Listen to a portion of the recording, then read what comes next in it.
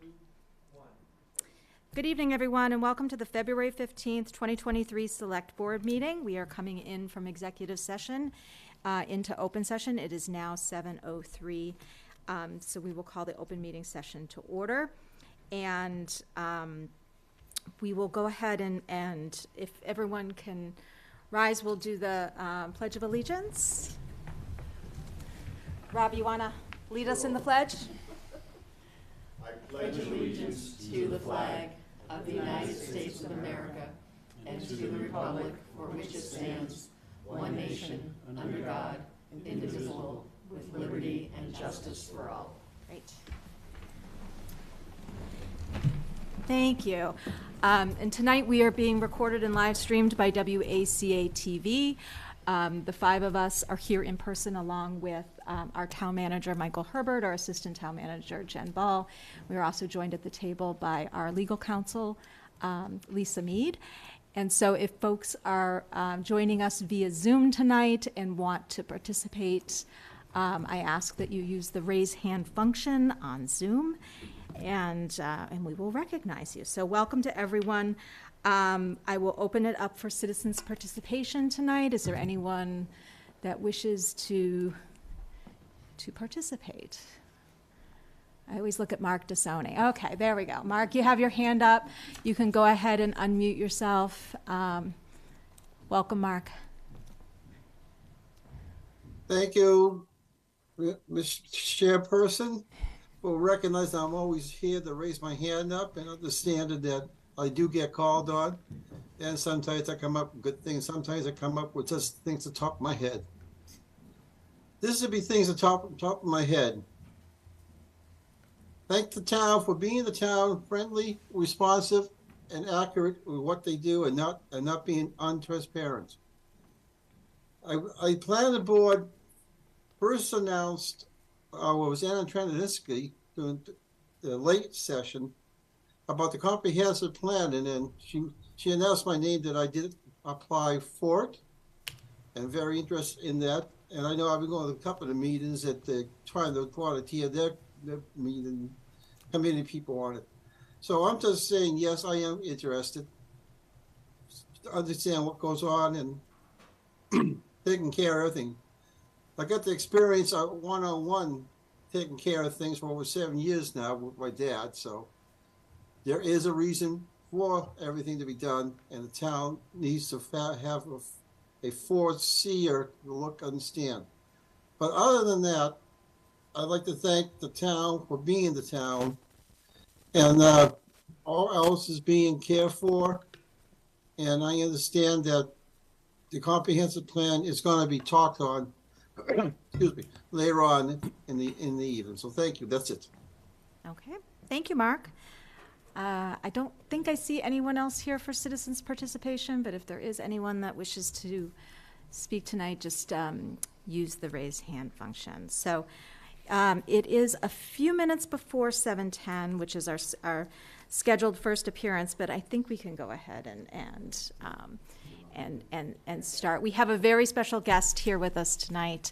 Rob St. Germain and his family is here with us as well. So thank you all for being here. And we wanted to, we know that you are stepping down as a voting member from the Town Forest Committee. But the Town Forest Committee is just one of many, many things that you have done for our community. And so we wanted to not only acknowledge your work in the forest, but also just thank you for your continued service to Ashland and making things I mean, you know, when I think about our volunteers in Ashland and how wonderful they are, you are at the top of my list always. So we have an official proclamation that that Steve is going to read tonight, but I think before we do that, I know that the board wanted to bring you here and just acknowledge publicly how much we appreciate all that you've done for our town.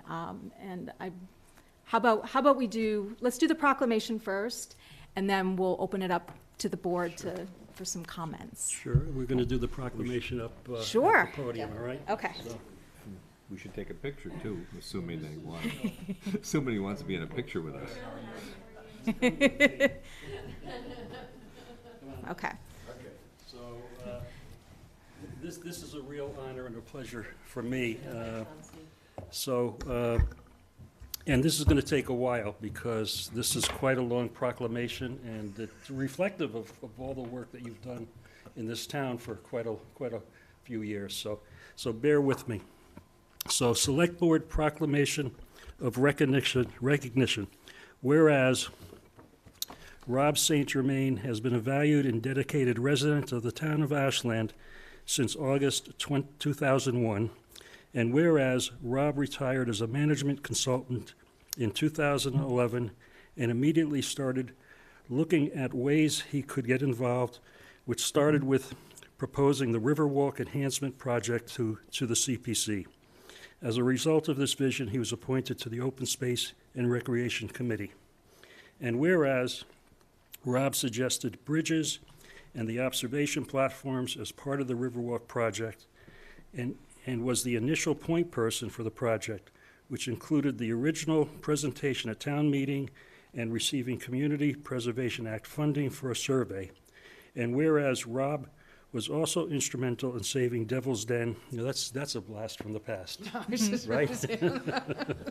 Devil's Den as a notable historic and geological artifact back in 2012.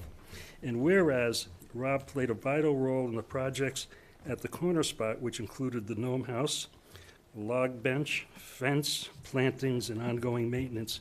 I remember pulling weeds at the corner spot. That was awful.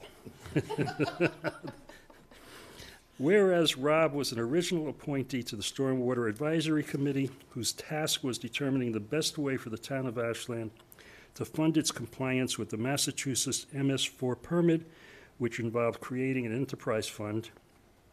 And whereas Rob also served the Town Forest Committee, where he helped to enhance the forest, Rob built and installed 4 kiosks, 15 map posts, 4 Ashland Town Forest signs, 10 bridges, boardwalks, and bog bridges, the Oak Street entrance to the forest with raised dike path and rain garden.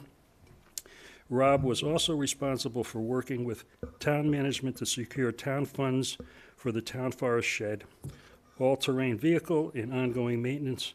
Rob led numerous guided hikes, including the Salem and Sanctuary Caves, and wrote many articles. And whereas Rob was an active member of community organizations where he mentored 8 Eagle Scouts, worked with Girl Scouts on a Bout House project, Forest Information Project, served as a counselor for Boy Scouts earning their Forestry Merit Badge, Bay Circuit Trail Representative, Green Up Ashland, and so much more. And now, therefore, we, the Select Board of the Town of Ashland, do hereby proclaim Saturday, February the 18th, 2023 as Rob St. Germain Day. We urge all residents and employees to make known their appreciation for his devotion to the town of Ashland.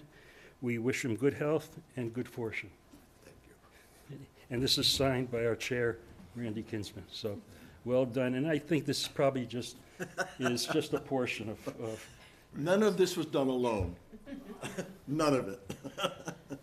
I had help, and that's one of the wonderful things about this community. The Boy Scouts, it was such a pleasure working with them, these young men. And then suddenly the Girl Scouts appeared, and it's been exciting. The whole thing has been exciting. Yeah. Stormwater, I wouldn't have been able to do it without your help. That was an interesting process, right? But it got done. On the cave, we were combatants, if I remember, on the caves. on the Devil's Den? Yeah. Yeah, I think so. I think we were. Interesting times, right? But it's been a labor of love, and I'm not done yet, but thank you. So I see Rob's wife, Brett, is on the Zoom, so just want to say hi to Brett. Well, Brett, yeah. And why don't you introduce your family here? Okay, well, I got my granddaughter, Chloe, who's going to come up and live in Ashland for a while with us. She's hoping to attend college in the area and get a job in the area. And she did interview with Michael today for something, and thank you very much for that courtesy, Michael. And my daughter Erica, and my son-in-law Stephen. So, Hey, Good to see you. thank you very much. So we've got one more item for you, and this is our selectmen's coin, or select board coin. But these were made before we became a select board, so it does say Board of Selectmen on it. So as we all always make note of, we affectionately call this the BS coin, right? So on one side is the town seal, on the other side is town hall, and it's in the service of community. So couldn't be given to a more appropriate resident. So Thank you very much. congratulations. all right, thank you.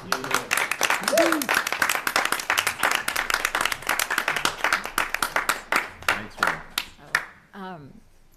Good job, Steve. That was a you. lot to get That through. was- So, Man. so Steve wanted to do that special for you because, well, I mean, all of us know how much you mean to all of us in our community. So, I'm going to open it up to the board for comments or. Sure, I'll just. Sure. So, yeah, I just to briefly add, Rob, it's been great working with you, and I hope you'll continue in some manner and, in community affairs, so that's great. And I wanted to note, Michael wrote that, so I guess he's been in position to know all the things you've done over the years.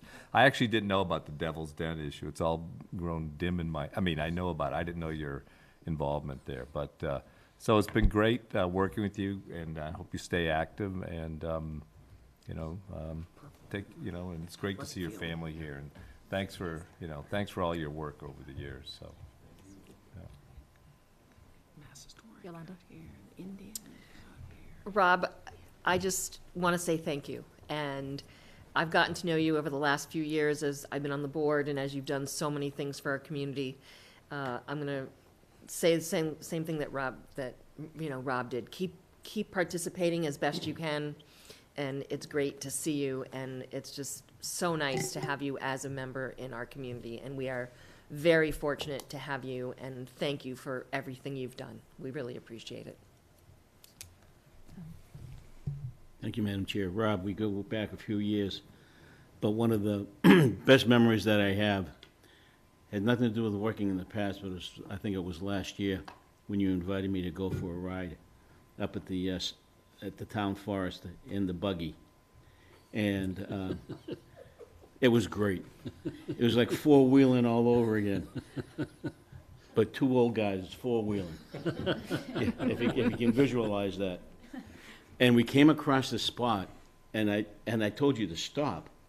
You thought something was wrong, and it went back to my childhood. It was an area where we used to play, and there were the caves, and we did a lot of crazy things up there as well.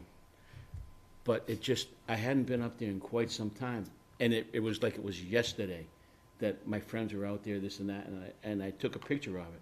And I sent it to everybody, and they all remembered that area. All remembered that area with a lot of laughs and a lot of good times. So thank you for bringing back some great fond memories. And I definitely see you around town, and thank you for everything that you've done. There's not enough accolades to thank you for all the work that you put in, away from your family, from your wife. But I know it was a labor of love, and I want to just say thank you very much. I just have one more comment to make. Rob is our newest member of our, speaking of, Joe mentioned old guys, but Rob is the newest member of our Monday Morning Coffee Club, which consists of a group of old guys rendering opinions about everything, of course, right? And so we, Congress. so we have we have some laughs. That's good. The only thing I would. Oh, sure, absolutely. Yep. Come on up. I just wanted to add, I was able to do the things because I was lucky enough to be able to retire. And towns like this, the staff isn't big enough. We couldn't afford a big enough staff to do all of the things that all of the volunteers in this town do. And so, even those of you who are still working, if you can just maybe a couple hours a month just to participate in some committees. There's a whole bunch of committees out there that need willing members, need your brain power, your judgment to participate in this wonderful community. I know it's become a cliche a bit. It does take a village. It takes people working together. As I said when Steve was reading the proclamation, I didn't do any of this alone. None of it. Every single thing was participative, and that's the wonderful part of it. So thank you.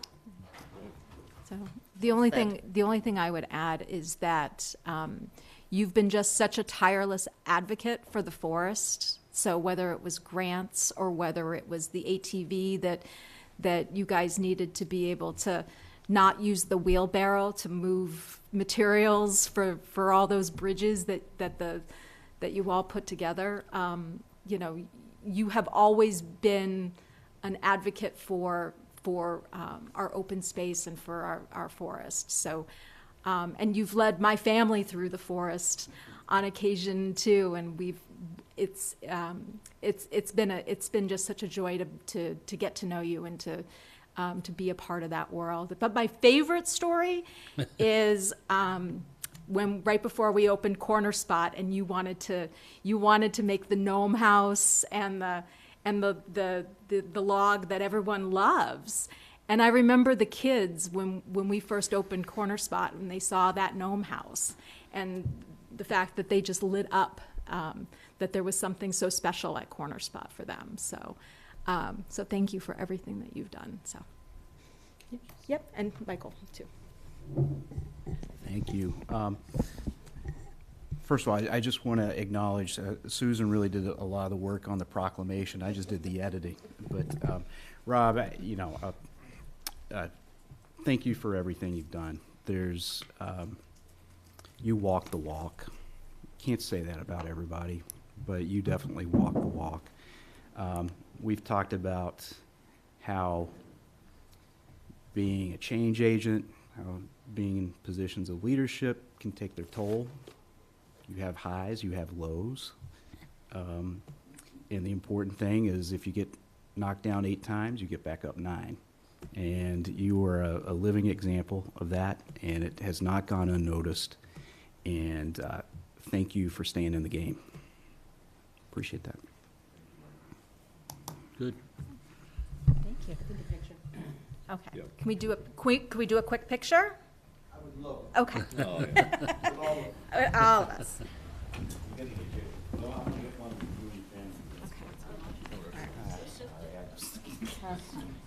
Let's go. No, I'm gonna take the picture. Here, let's go forward, right? Here. All right, where are you guys gonna go? Right here. Yeah, sure. No, you're gonna get up there in a second. All right. All right, 1, 2, 3. Move a little closer. There we go. 1, 2, 3.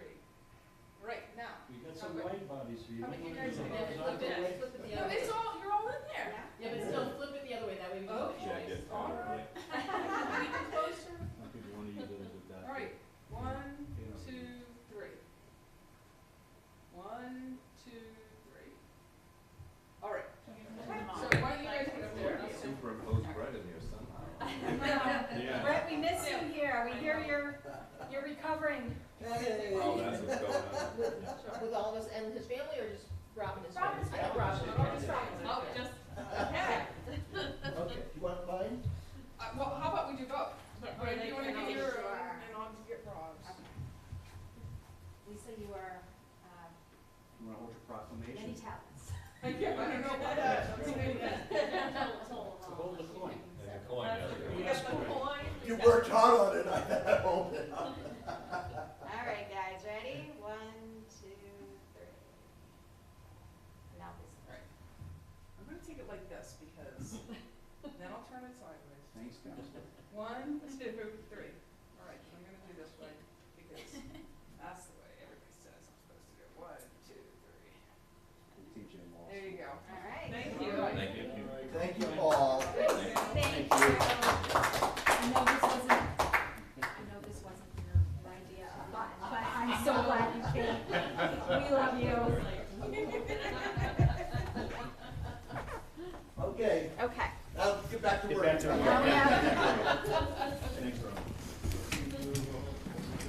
Okay.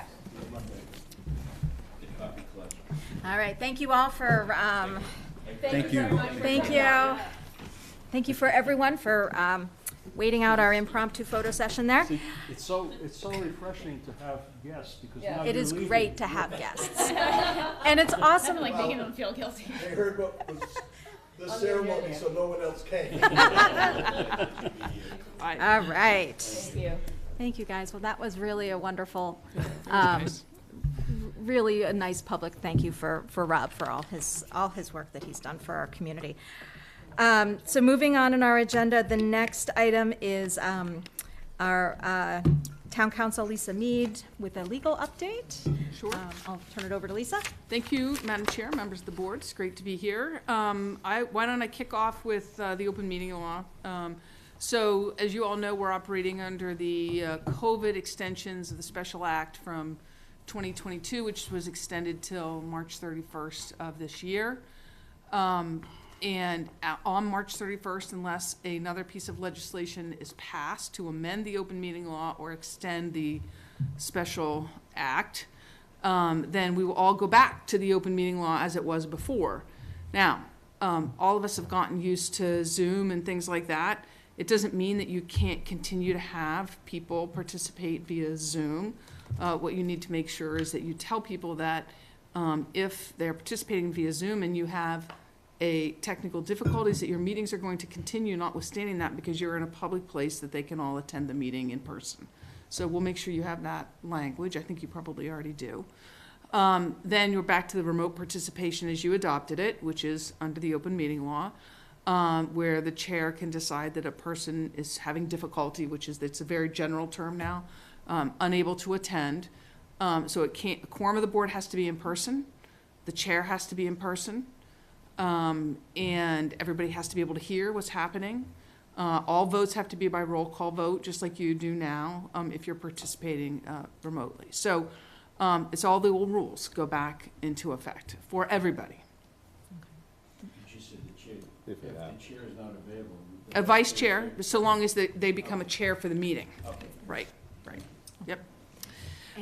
And so, as far as like what our process, Michael, is, we should probably let boards and committees, because I know that some committees have, are still meeting fully remotely. We should make sure that they are aware that Any prior- meetings, have to be, if you have to give an advertisement for a meeting 48 hours in advance or whatever, which typically is a month anyway, they need to know that until we hear otherwise, starting April 1st, it's all in person. Okay. So this will, April 1st, unless the legislature and the governor extend it. or Correct. whatever. And they've been talking about it, but they haven't. They've Correct. been talking about it, but haven't done it. Correct. Yeah. Correct. So we'll take care of, like, just Yeah. an It's a FYI. major change. A lot of boards are completely remote, as far as Yep. I can tell. And a lot of boards are back in person too, but, Okay. and it's split among communities, right, for sure. Well, I'm just thinking here, how many, I know what's the Concom doing, for example? Are they in person? Remote.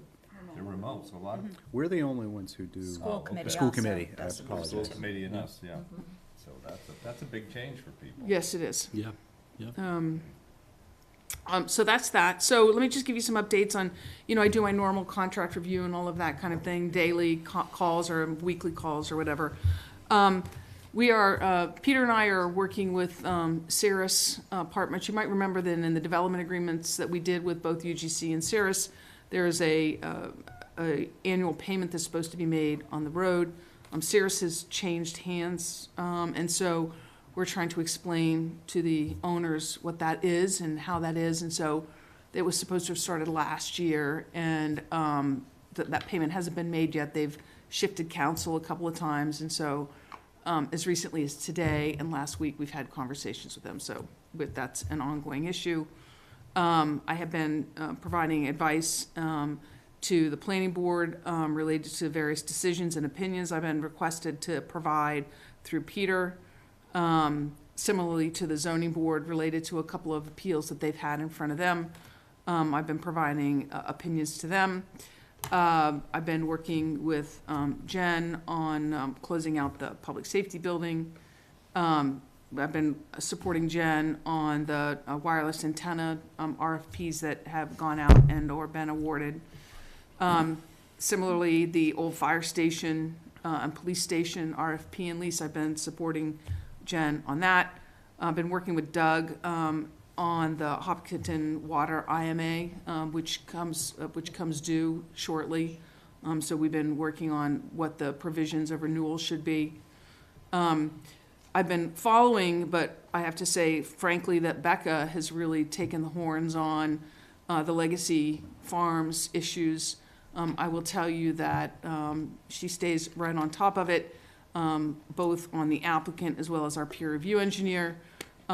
There was significant comments from the peer review engineer that came in a little bit late before the last meeting, so it was continued to the next meeting, but it seems like they are doing what they're supposed to be doing, not always kicking and streaming, but they are getting it into a place that they need to be. But Becca certainly should be recognized for her work on that. Working with the Board of Health related to some issues they have regarding tobacco licenses and some questions that they have.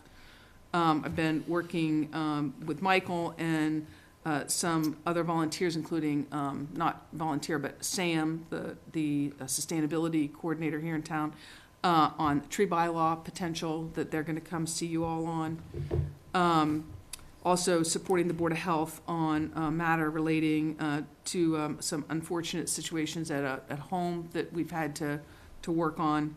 And so we've been supporting Raj on that.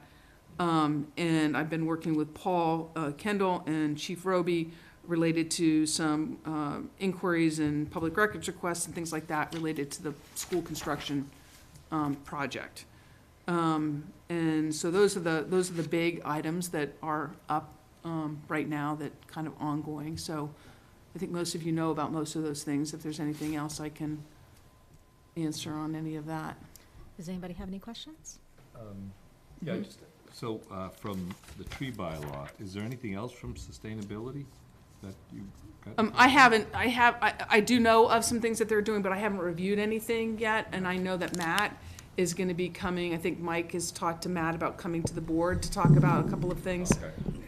But I've only recently got back involved in the tree bylaw. So the tree bylaw was originally proposed, or not formally proposed, but started working on in 2020, March of 2020. Yeah. And then they did a lot of work on that, but then it kind of went away for a little bit.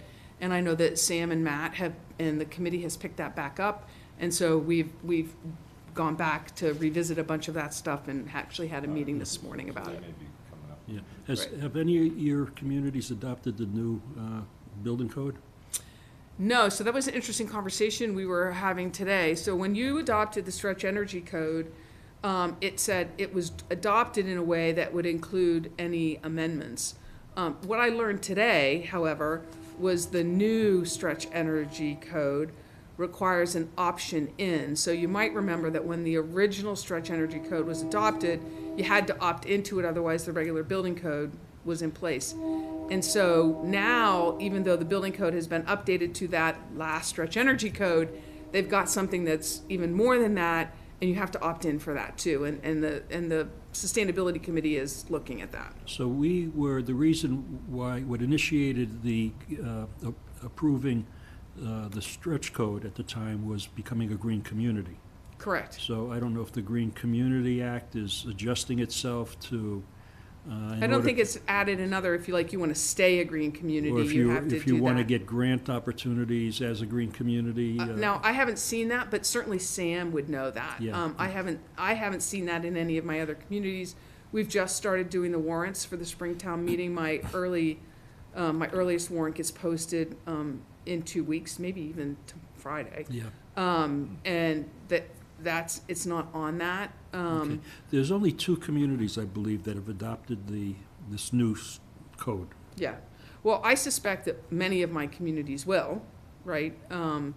But it's really, they've just started having the workshops on it that people are now just understanding. And I was with one of my building inspectors the other day who does a lot of work with the state regulation board, and they're still trying to figure it out. Yolanda? Can I just continue? I just have one more question. So, I was discussing this with Michael, and I tried to send it to you, but it got returned for some reason. But I had a question from a resident about the street opening permits and the select board's role in that. And you recall that Eversource has a pipeline proposal, and apparently they've been filing permits for road opening in connection with that proposal, even though it's not approved. But the question was, under what, and first of all, my understanding was that we needed to approve road openings for that kind of purpose. But I think, so if you could confirm or unconfirm that, that would be good. And second, and this is, just a what-if scenario, what are our criteria for approving road openings or permits having to do with things like that? If there was, is there criteria, do we have to have a certain kind of definition of reasonable cause to approve or not approve, I guess? Well, no, I mean, typically, if it's a utility work, particularly, you don't really get to say no to it. I would have to look at the bylaw and see what the bylaw says about road opening. Yeah, 'cause state often- law. Yeah, but there's also a bylaw for road opening permits. There should be a With local us. regulation and Oh, okay. bylaw for it. You I didn't see couldn't one? find one. Okay, so I'll take a look at it, Yeah. Rob. It would be interesting, I would talk to Brian about, OADR we haven't heard anything, right? Yeah, So, right. It would be interesting, like, what's the purpose behind the permit? I mean, you certainly are allowed to ask that. Yeah. And then the question is, if it's related to that, how is it related to that when there's no permit to move forward yet? So, Yeah. I'll get back to you on that. Okay, thanks. Yolanda? So where are things at with the legacy farms and the water and So you they're- said Beck is doing a lot of work, but where are things at with So that? they submitted plans to do all of the things that they need agreed to do. Okay, And they also had to submit to the state because some of the land is with the state. So okay. then we had a peer review of that, our peer review engineers, and those comments, which are voluminous, not that they can't be overcome, but they need to be addressed, didn't get distributed to everybody until like a week before the meeting, which was last night. So the applicant didn't have a chance to address them in his filing. Okay. And the commission didn't have a chance to fully review them. So they are back on the agenda for the 2/27 meeting Okay. to have those incorporated and have the commission discuss them. I see. Okay, great. Thank you. Yep. Joe? Can I follow up with that? I was just up there earlier this afternoon, and just looking at seeing how close those homes are Yeah, to right. the roadway. And there actually was a highway crew from Hopkinton working and, shoring up the crushed stone along the side of the roadway, because some of the road was starting to be undermined by the natural flow of water that was coming down there anyway. But it looked like the way they were angling the stone, the crushed stone, it was heading right back down to the area of concern that we had. And I don't know if anybody's been up there. So I haven't, but, certainly Becca is up there, and Mike, our peer review engineer, Mike Carter, goes up there. I will tell you that Mike also issued comments on the filing in Hopkinton on our behalf, right? Okay. So that's also being addressed, That's the Hopkinton Concom file? yes, Correct. right. Because they had to file in Hopkinton as well for some of the changes. Thank you. Steve? So you mentioned the ZBA earlier, there's an appeal of, I think, the building commissioner's ruling on something, I believe, on West Union Yes. Street. It was unclear to me. Can you elaborate on that one? Right, that's what I wrote the opinion on today. Yeah, okay. So there is an appeal. So the building inspector did an enforcement letter saying that what he believed to be a pre-existing non-conforming use had expanded, and as a result, the applicant needed to go get a special permit under section 3.3.2 of the bylaw, expanding a pre-existing non-conforming use that's not a singular two-family use. And then an application was filed with the zoning board the application itself said that it was an appeal of the building inspector's decision, but then had a notation and an arrow to it that said that they were looking for a finding under Chapter 40A, Section 6. So it was very confusing about what they were doing because the ZBA doesn't issue findings under 40A, Section 6.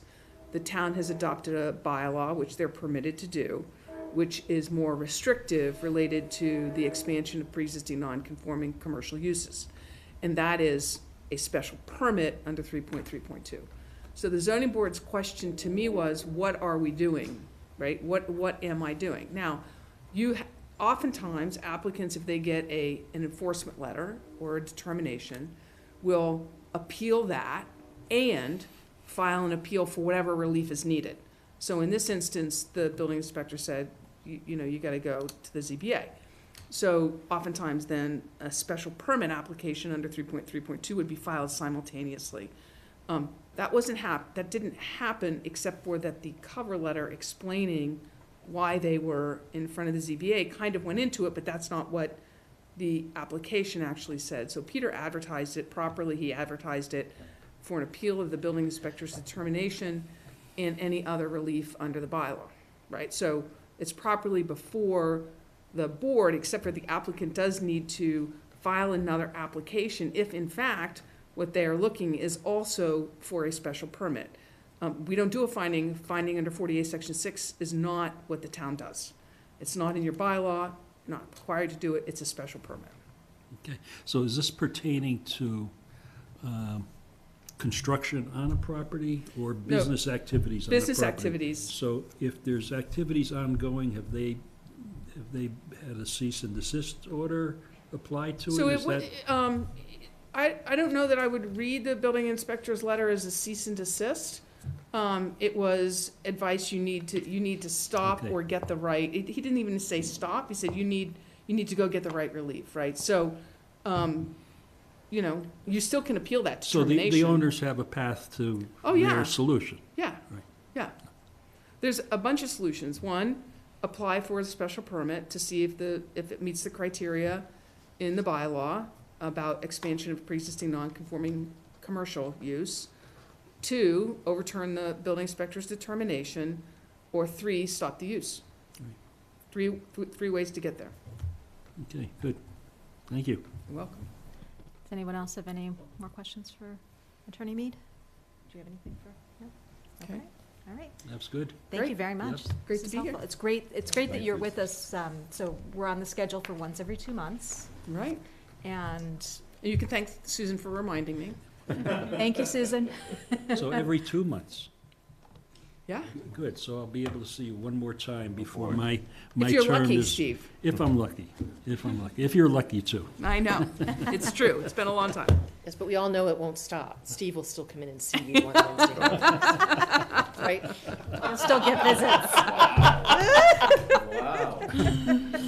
Well, you know. Which is fine. You're welcome anytime. deny My son, the attorney, charges me. You know, if I come to town hall, I don't get billed. Right, there you go. All right. So funny. So, Well, not directly. That's great. Good to see you all. Thank Bye, you, thanks, Lisa. Lisa. All right. That was a good update. It really is good having her here every couple months. Like, it feels like the connection's really good. Review the open meeting law stuff. No, because I think it's really pretty Okay. straightforward. So moving on our agenda, so what was originally posted had been revised because we were, there was an item to vote to authorize me as chair to sign the regulatory agreement and declaration of restrictive covenant for 12 Pond Street. That is no longer on the agenda. We're pulling that for discussion this evening. So the next item is to review the decision on the open meeting law complaint filed by Stephen Morgan on July 27th and August 5th, 2022. We received a copy from the Attorney General. Basically, the complaint had, what was founded was that at our March 2nd executive session meeting, that we did not properly include a list of documents being used by the meeting. And that was one of the things that was found by the Attorney General to be an open meeting law violation. Although we did know that we had, we kind of did a mea culpa on that. If you remember correctly, we had talked about it at an open meeting session, where we knew that we didn't include that on the meeting minutes. And so that is not a surprise. And the other thing that they did also find was that the board violated open meeting law by failing to respond to the open meeting law complaint. I know, Was that Sustainability Committee? no, this is ours. This is ours. This is select So board. this was, yeah, so this was all based on that March 2nd meeting. Right, correct? That's Yeah. correct. So Was that on the negotiations of, it was a labor, yeah. it was a labor, so it just was like the memo of. Memorandum of understanding, memorandum of agreement, excuse me, with the police union. So, the thing, sorry, go ahead, finish. Which if I remember correctly, I believe we did not see that. You read it off to us, if I remember correctly. I So, believe, and we had a general discussion on that, but I don't remember documents per se. I think we did see something, because I think we went through it. Yeah, well, didn't we have to vote in Voted open to session? ratify it. So we ratified it, so then it becomes a public document. It's Right. part of the minutes. Yeah. So, but I think some of the other things that were in the open meeting law complaint, we're talking about, like specificity of meeting notice, which was not upheld, that we did not violate, the open meeting law in that regard, and that the purpose for entering executive session, was questioned, and, the Attorney General found that we did not violate open meeting law for that. So it was, really just that we failed to respond to an open meeting law complaint within the 14 business days of receipt, and that we didn't provide the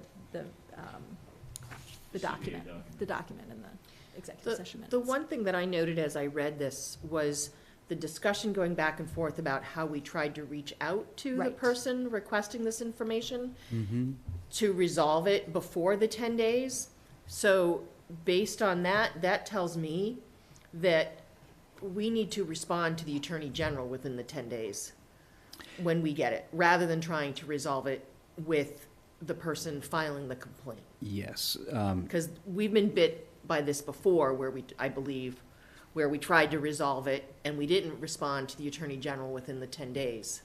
I don't remember a previous time. I'm not saying that that's not the case, but that is the case in this place, in this instance. Susan, once Or the. maybe it was this one last year that I remember that we discussed, so. So Susan, once she received the complaint, she tried to reach out to the person who made the complaint Right. to resolve the issue. The Attorney General notes that Right. some of the deficiencies were resolved immediately, completely, but at the end of the day, the process is to respond. To the To the Attorney Attorney General General's. within 10 days. Yeah. Or ask for an An extension extension. if we're not meeting within those 10 days. Correct. So that tells me that that's what we have to do moving forward. Okay. Did anyone else have any questions, comments on that? Michael, is that pretty much, That pretty pretty it? much sums it up. So moving on in our agenda to the FY24 Tri-Board Budget Meeting scheduled for March 8th, 2023, and I know, so we have that scheduled with FinCom and the school committee. We are going to do that downstairs? We will do that downstairs, yes, Okay, like old times. B and C. BNC. So that means it won't be televised, so if people want to come and listen, they'd have to It should come in person. come and sit. Okay. Are we gonna offer like the hybrid ability if people, I don't know. We'll see if we can do that in B and C. okay. Use the owl. Is this meeting room being used that night? We're never gonna get the three boards, like, Yeah. Oh, okay. There'd be no way to televise it well. Yeah, it was a What's long the time time ago for we it? met down in BC. It's been a while. Yeah. I Is it think we more- it's said 6 o'clock? 6 PM. Okay, 6 o'clock, yeah. 6 to 8. Yeah. Yeah. So- And then you have your budget Yes, meeting we'll that's be, this Friday. we'll be doing our budget workshop this Friday, which, of course, the board and the finance committee has been invited to attend. I think based on the response, we've gone ahead and posted a select board meeting, just to allow you to participate and be a part of it. Taking the day off from work and doing a couple things. So. So, yes, so just to give you a sneak preview, I mean, what we plan on doing is just going through the overall budget situation. Brittany's gonna do some of her trend analysis stuff and show that. I know, exciting stuff, Rob. I know, the trend Exciting analysis stuff. Will is it, one of my will it favorites. just be for the general government side? Just for the general government. So when we talk about the overall budget, yes, we'll include everything in there, including the school department, but also benefits, stuff like that. But then after that, we'll start getting into a deeper dive into each of the departments and their requests. And they will have an opportunity to discuss why they're making the requests that they are, and what's driving that, what's behind that. Okay, good. Is WACA recording this? No. No. Okay. So this is complete. Well, that might be good, You'll though, be if there? we could do it. I will be there. Yeah. Who's- Yeah, I won't, I probably won't be there because I'll just be too busy at work, but boy, if it could be recorded, that would be, Whereas, Potentially it's helpful. happening downstairs, right? It's happening here. It's happening here. That's Okay. why I asked if it was gonna be recorded. So, okay. So that's Friday, and that, I think that will give you a picture of kind of where things stand right now, and again, what some of the requests are and what's driving that. And then I think, you know, what will be obvious is that we have some work to do, and we'll start that process. The school committee's doing their budget workshop on the 4th, so then when we have our tri-board meeting, it'll all be kind of, Mhm. we'll all be talking the same stuff. So yeah, I don't want to give away too much, you know. Fun with Cliffhanger. numbers. Yeah. You want the Anyway. motion turned in the next week, so, you know, they want tune in. to preview. You're right, right. Is there anything else on the budget that you wanted to talk about, Michael? Just, you know, Jen is starting to work on the capital budget, but, you know, she's got all of the requests in from the different departments. But that's going to be an Will that be- ongoing conversation. I was gonna say, will that part be part of the discussion on Friday, or is that Nope. not gonna be ready yet? Okay, okay. Does that include capital requests from the schools? Okay, thank you. Yes, it does. And so that's, I was hoping that by now we would have state aid numbers from the governor. So the governor had indicated at the MMA conference that even though her budget is not going to be filed until March, they had hoped to have local aid numbers done by the middle of February so we could plan. And I have not received word that that has Who knows? Maybe, happened. I mean, we'll definitely have them for the March 8th meeting, right? Yes. Because it's due March 1st. So, and hopefully we'll have good news. Be good. Be great. Chapter 70 numbers up, you know, be awesome. Problem solved. Okay, that's that. Our next item on the agenda is discuss, the Comprehensive Plan Project Management Group is accepting talent bank forms for those interested in serving on the Comprehensive Plan Steering Committee, and the submissions are due by March 1st, 2023. So as Yolanda and I, as members of the project management team, we are seeing the applications come in from the public, which is great. So the boards and committees are making their recommendations, and those are going to be, I mean, we haven't seen any of those yet, but those will be forthcoming, I assume. Yeah, we're collecting all of those and putting them together as, you know, part of an overall spreadsheet. So selections go to, we send it to Sue, or should we send it to you? Just to Sue. To Sue? Yeah. Yeah. Okay. And then she's disseminating to the AHT project is management going team. tomorrow night, so that's why I asked. Okay, yeah. So, and the talent bank forms are the process to get from the Okay. public, so. From the, not from the Not committees. from the committees. Okay. No. Yeah, the committees we had reached out with Michael had sent out a request and a letter that, from our full team, asking them to make recommendations by March 1st as well, so that way we have all those for that, the the project management team meeting in March, and we can make some recommendations that will come basically in front of both the planning board and the select board for a joint appointment, so. Can you speak a little bit about the RFP process at this point? I know you're working on it. And you're working on language, formulating the actual document, is that Yep. what's going on? Yeah. Right, so we had one meeting to start the discussion. We had a second meeting just for the RFP, that was Monday, the 6th of February. And Michael had then asked input from everybody, and we have another meeting tomorrow during the day to hopefully finalize the language for the RFP so we can get it out. Michael's been taking feedback from everybody, and it's a matter of Yep. just coming to an agreement and then being able to get that sent out. Hopefully, it'll be finalized by tomorrow. Yeah. So if it's finalized tomorrow, how long do you give for, was it 30 Jen- days for responses? Jen, you want to talk to that? Gave about 45. Yeah, 45 I think it's days, April okay. 20th, Yeah, I'm right? looking that's at it right due? now. I can Yeah, pull that up. okay. So Jen was at our last meeting and talked about sort of the process around the procurement process. around Yeah. that. So right now, if it goes out, let's just say we approve everything tomorrow, it'll be due April 20th. What year? I don't this know, year. Joe. I don't know. I'm not trying to be wise, I mean, I know. the history of the, The goal is to have it finalized tomorrow. Yeah, so the project group will then, you're gonna review the submissions? and We'll then- review the submissions, Yeah. and then the top, hopefully we'll have enough to have a good discussion and a good evaluation process, and then up to the 3 top proposals will be presented to the select board and planning board, who will ultimately make a decision based on what's in the best interest of the town. Yeah, that's great, yeah. Good. And it'll be similar with the individuals, so the boards and committees, whoever they suggest, and then we're gonna have a criteria for the people from the precincts, because we're having more than one. Yeah, I heard there's Person. quite a few people. There's quite a that's few good. people. That's terrific, I yeah, think that's Michael great. said we've received 30 Yeah, applications 30. come That's in. great. So Hopefully all precincts are precinct rep. represented. all the precincts are represented. right We've now, seen- yep. Yeah. That's great, Some more than others, so Yeah. yeah. we're hoping that more people from precinct 1 will submit.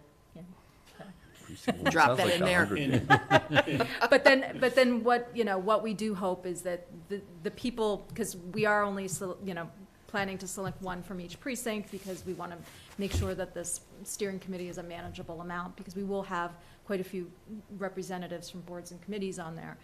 So, but we want to make sure that that everyone that has put in a talent bank form to want to be involved, we keep them engaged in the process, Right. Yeah, because yeah. great. it'll be really important Yeah. that we will need help as we go through this. Sure, where do you anticipate holding the meetings and being able to accommodate the size steering committee and then certainly public that want to attend meetings? Probably downstairs in B and C, Yeah. I We would haven't think. gotten there yet. Yep.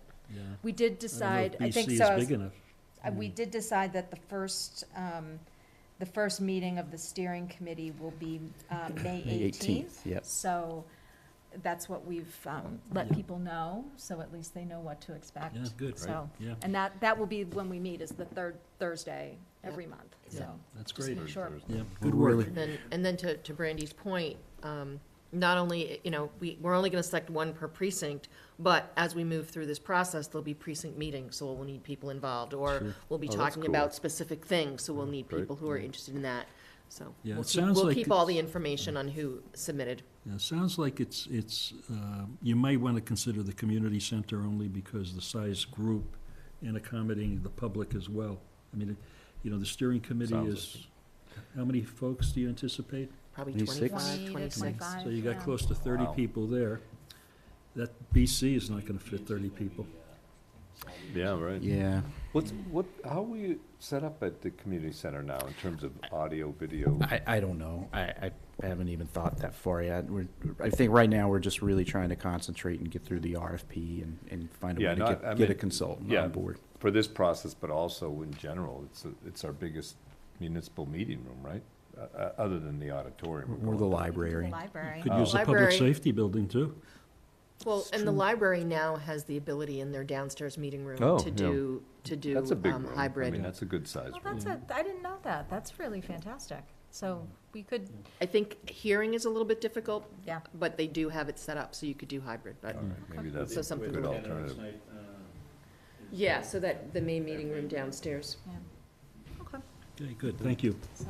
So more to come. Hopefully, we'll have some good news following tomorrow's meeting. Hopefully, So- yeah.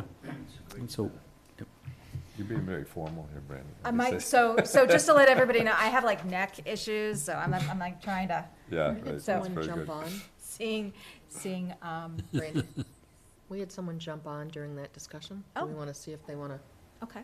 Well, if anyone does want to, that has joined us on Zoom that does want to speak, please use the raise hand function and we will definitely call on you. It's not sort of an open thing, but Mark, if you have a quick, Not to promote yourself. yeah, so, if you have a quick question or statement, that would be great. You can go ahead and unmute yourself. Yes, well, thank you for bringing it up, and I understand it's gonna be a long process. My question would be, when will the people that did the telebank forms, when would they get responded back? How are they gonna get replied back? So, Mark, we are still taking talent bank forms until March 1st. And then our committee will meet, I can tell you, it's to discuss on March 16th. So we will reach out to folks that had We submitted talent bank forms between the 1st and the 16th. So Well, we- no, because we have to take that list to this planning board and the select board. Not the whole list. We were going to have This- recommendations. Right, but I would think that, I think we had talked about maybe talking to This- folks at that March 16th meeting, I right, think. but, so at that March 6th meeting, that 16th, we would create a recommended list for the Yes. 6 precincts. Yes. But I would think we'd want to bring that to the planning board and select board before we, I don't know, we have to just, No, I think we'll probably reach out to folks that Okay. have submitted talent. but bank it won't forms be and on the kinda- 17th, anyway. Well, we haven't worked it all out. We haven't Mark, worked it so, all out. So more to come, but it'll be after we close the application process on the 1st, Mark. Okay? And then quickly, I'll make it this quick. The people like myself that made out the telebank forms, are they going to get a response of how they did on that report, or are they going to just wait for it to start and then figure out names that are going to be on that list? I'm just saying, I may not be picked, yes or no, but I'm just wondering if a person's going to get a reply back saying they were or not. yes, Yes. Mark, we will let everybody know what the status is. One way or the other. Yep. Thank you. Okay. Does anybody else have any comments or questions on the comprehensive plan? Are we Nope. good? We're good. Okay. Okay. All right. So moving on our agenda, we had another item, amending the covenant for 100 Chestnut Street, which would allow the 174 units to be built without having a restriction on the number of units per year. And Michael, we need to have this done at a joint meeting of the planning board and Yes. select board, right? This has to be done at a joint meeting of the planning board and select board, not each Okay. individual board can take a separate vote. So, So that has to be scheduled. So we have to so we're not really going to discuss this tonight. correct. Okay.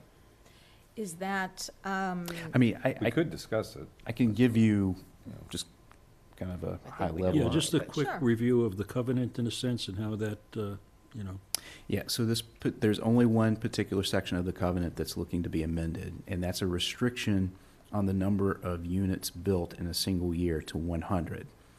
This was put in place when the condos were being built, so as to not overwhelm the town with that. Obviously, you have multifamily units totaling 174 in 2 buildings that has been approved. And so what the applicant is requesting is that an amendment to the covenant is made, removing that 100 restriction and changing that to 174. And I don't know, I can't see too many negatives to it. The positives are that it would allow this project to be finished quicker. Right. And construction to be over To me, it sooner. doesn't make much sense to build those 2 buildings of whatever it is and only build up to 100 and have 74 units, Well, Yeah. unfinished. It's a Doesn't permit, make any it's a sense. permit, though. He could still do his building, it's just he wouldn't get all the permits, right? No, it's not based on occupancy permits. It's based on, it's actually. Construction. Oh, The construction, yeah. Right. It doesn't make any sense. Well, and as you said, it was done when the condos were being built, that he could only do a certain amount per year. So as you said, we didn't get a lot, but this is one project that's 174 These are units. 2 buildings. Right, Yeah. but it's one Oh.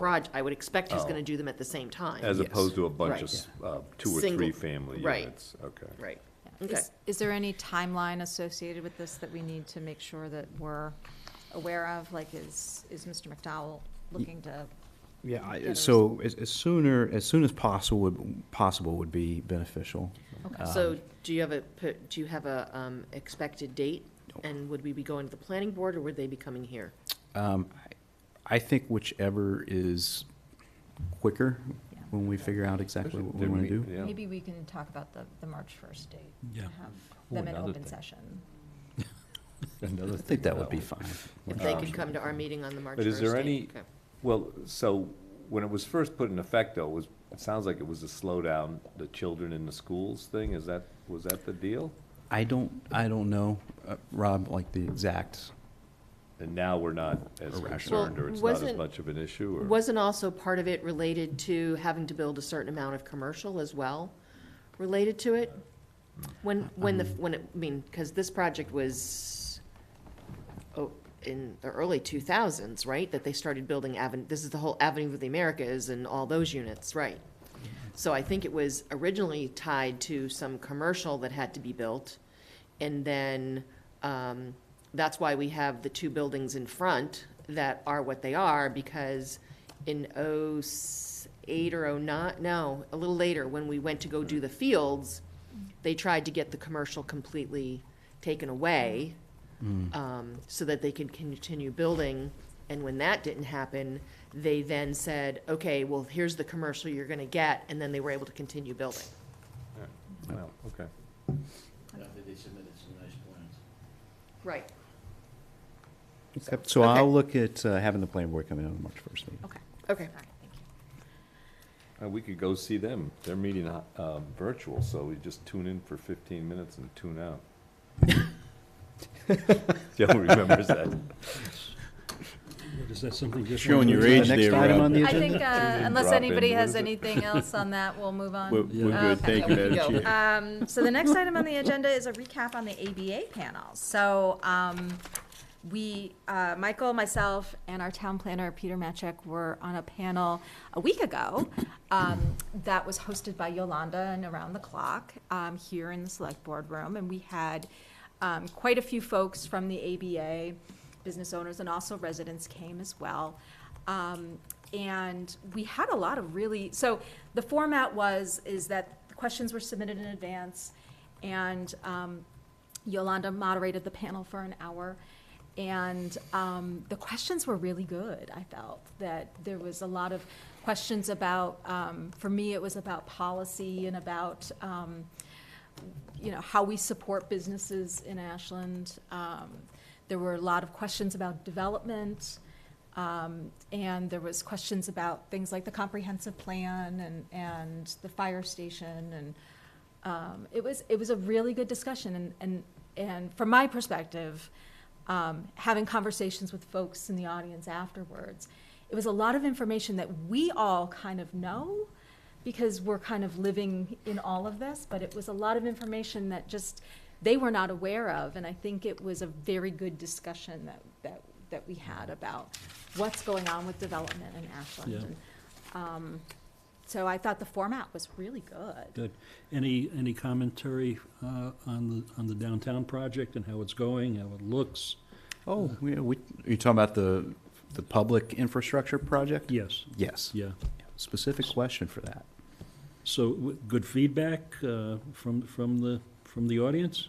No, there was no audience no. Yeah, like it was, so we had, Oh, you had questions you had were questions, asked, okay. Yeah. and then we would respond, but we didn't You didn't have a back like and an forth, it was ongoing just, dialogue. No. okay, got it. No, it was, we were given the list of questions. It had been sectioned out as to who they were for. Yeah, And then I went through and sort of put them in a way that made sense okay. to go from So Randy the- to Michael and Peter. So, public infrastructure, that was a question, in general? Well, the construction in Ashland. You know, Construction, Yeah. okay. And not just downtown 126 as well, right? We talked about all of the big construction projects in town, the big four, but there was a specific focus on the downtown project. Yeah, okay. And how it impacts business, because a lot of the questions were related to businesses and how businesses are being supported by the town and the policies and the projects that are going on in town. Yeah, Yeah. And there was Okay. questions about the mill building project. Right. And just development, the rate of development in general, and, Yeah. and What's driving it? Yeah. so these were predominantly business, it was business-oriented? I mean, Yes. the audience, right? the So, audience. was. so was there a sense from that demographic that, these residential projects are advantageous to their businesses, or was there a concern about, the growth and development piece of it? I don't think that came through in regards to the residential. Okay. Either way. Yeah, They didn't- I mean, I think with the mill project in particular, I think there was a concern that by redeveloping that and it having such a heavy residential component, the displacement that would cause of the Right. existing businesses in there. And I do think there And were a that came couple through as a questions. question, but Yeah, I do think there were some questions about overall residential growth in general, and Yeah, Just I its ask, general it's impact. interesting, I mean, it's, the chicken or the egg. I mean, business needs customers, and, where do those customers, where's that critical mass? We've talked about this a lot. right. And, people want certain amenities in town, types of businesses, but is there the population to support that particular business, right? So the whole thing was recorded, and the ABA has put it up on their website. Okay, If go you have take a some look at time, it. Okay. doing something, you Good. want to listen to it in the background. Was there, Also, it's Actually also watched on it the around day the after. clock. It was Their WA had it. Facebook, yeah. yeah, okay, Okay. around the They had it clock, on right? this Was there on any, station. when they talked about infrastructure, was, and like the sewer moratorium, did that come up? And did the whole idea of a sewer infrastructure vis-à-vis development come up at all? It was, Because, no, there was no questions on that. that's it, because when we talk about development, I think we need to remember that Ashland has this, we built this sewage infrastructure, for better or worse, that allows big developments. If they had to do septic systems, they couldn't do the kind of stuff they're doing. So it's kind of been, something I was wondering if that came up as an issue, Mm.